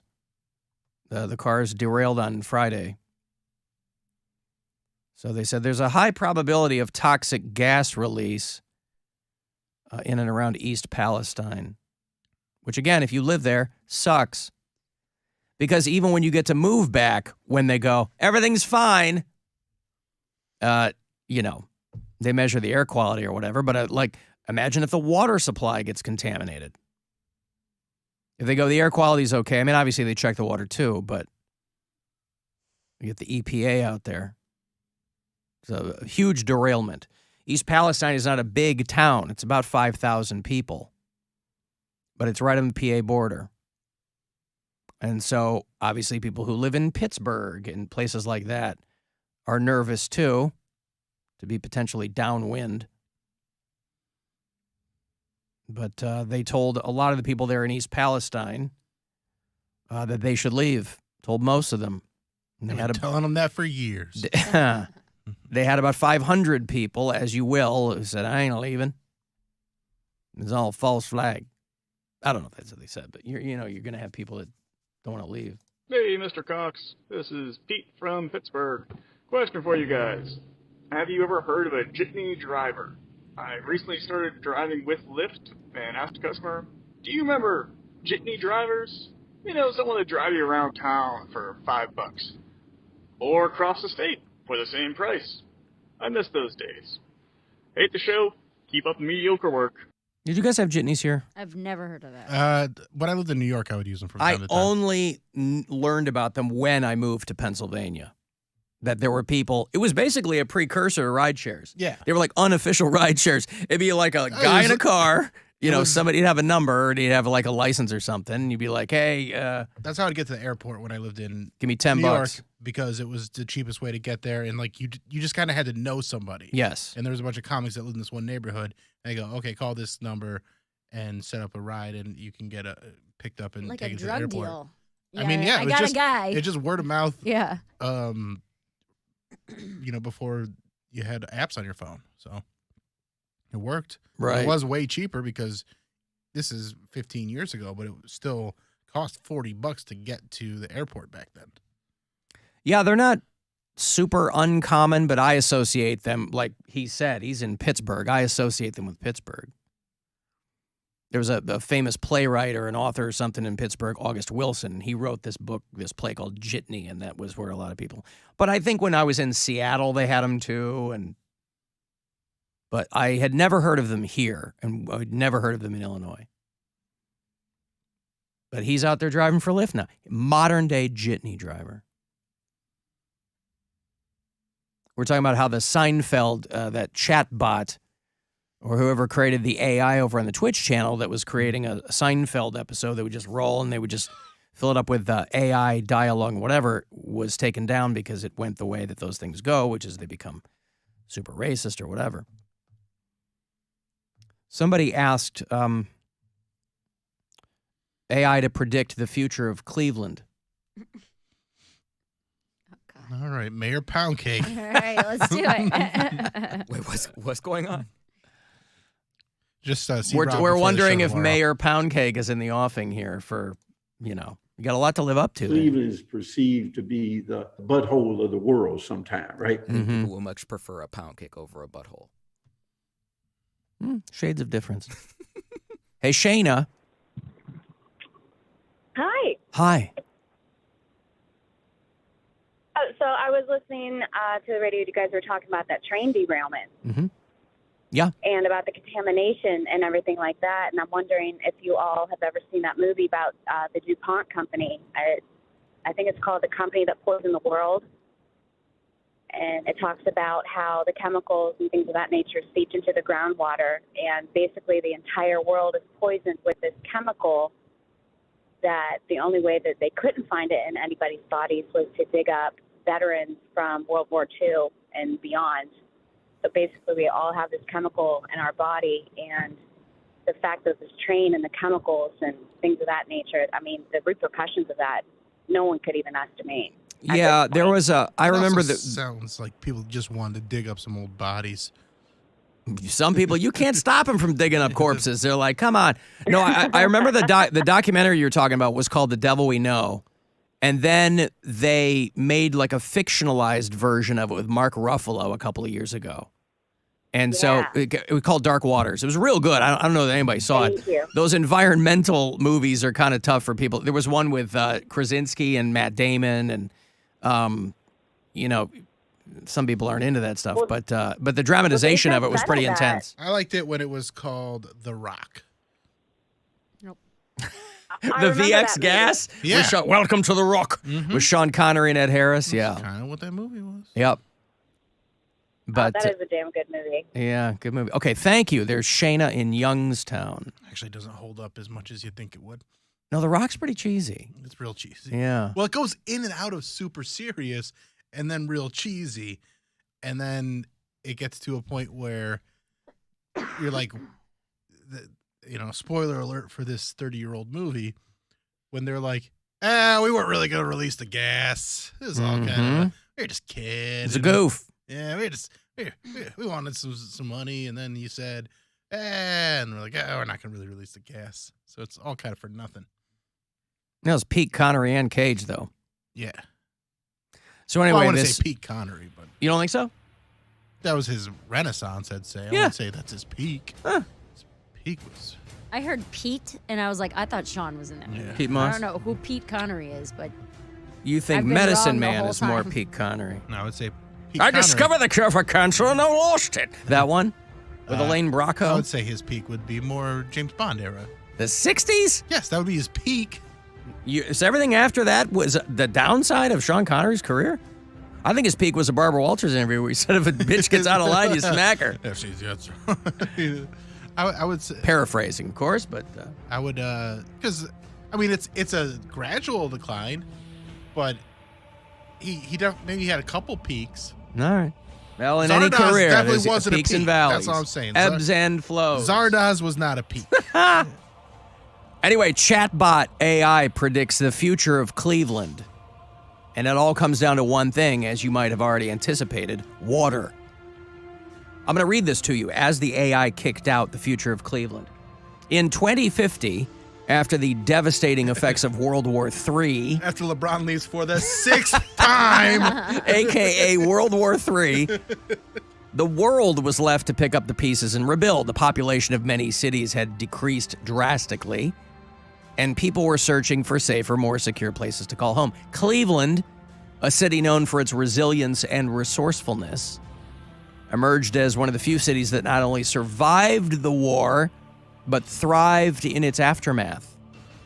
As people flocked to Cleveland in search of a new start, the city's population grew at an unprecedented rate. See, this is all it takes, World War III, Come on. to get Cleveland back on its feet. no more mistake on the lake after this. The city's economy boomed with new businesses and industries springing up to meet the demands of the growing population. Cleveland's strategic location with its access to major waterways and transportation routes made it an attractive destination for trade and commerce. So basically kicked us back to the 60s. It overtook other cities in size and importance, becoming the largest city in America by 2050. The city was a beacon of hope in a world that had been devastated by war. Where's this coming from? And showed that with hard work, determination, and a little bit of luck, anything was possible. It sounds like all they did was they fed Cleveland tourism videos into the artificial intelligence, just kicked back all of the adjectives. People from all over the world came to Cleveland to see a city that had risen from the ashes of war and become a symbol of hope and resilience. No longer a factory of sadness. It's now a factory of hope. That's right. A symbol of hope. Cleveland's story inspired others and showed that no matter how bad things may seem, there's always the possibility of a brighter future. That's what the AI chatbot kicked out. Yeah, this is why I don't worry about writers and other, being overrun with AI. Everybody's going to be put out of work. This thing writes like a freshman year book report on a book you didn't read. But there it is. And we've talked about this, once the water wars start out west, this is what it's going to be. We're going to be getting climate refugees out this way. That's why you started to see, I assume, more and more and more people on social media on the West Coast or in Arizona going, why can't they just pump water from the Great Lakes? As though we wouldn't notice. Oh, it's ours. I was going to say, we're only a foot deep here in Lake Erie. Yeah. So. Well, it's illegal for one. I mean, the Great Lakes are technically international waters because we share them with Canada. So a little money would fix all that. How so? You're going to pay Canada? No. See, Canada's smart. We are not. We never came up with like a water policy. Canada has a water policy. We don't. We're like, whatever. We'll figure it out. Like, I don't know. Give it to Arizona. Right. So like California never developed a water policy. They're like, we'll find water. So the water wars are technically here, right? Places where the water's going away, it's going to get real gross real fast. Like you look at a place like Israel, 90% of their wastewater they recycle. So they got the conservation thing figured out. You can't just pipe water. You can't use the Great Lakes, put a giant straw in them and send it out to Arizona and California. But Israel is on the ocean or is on a sea, right? So is California.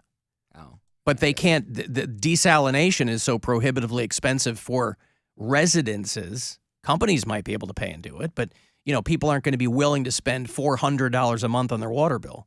I was going to say, Israel only has 6 million people, and plus California. It's I just think over the next 10, 15 years, things are going to get real weird in this part of the country.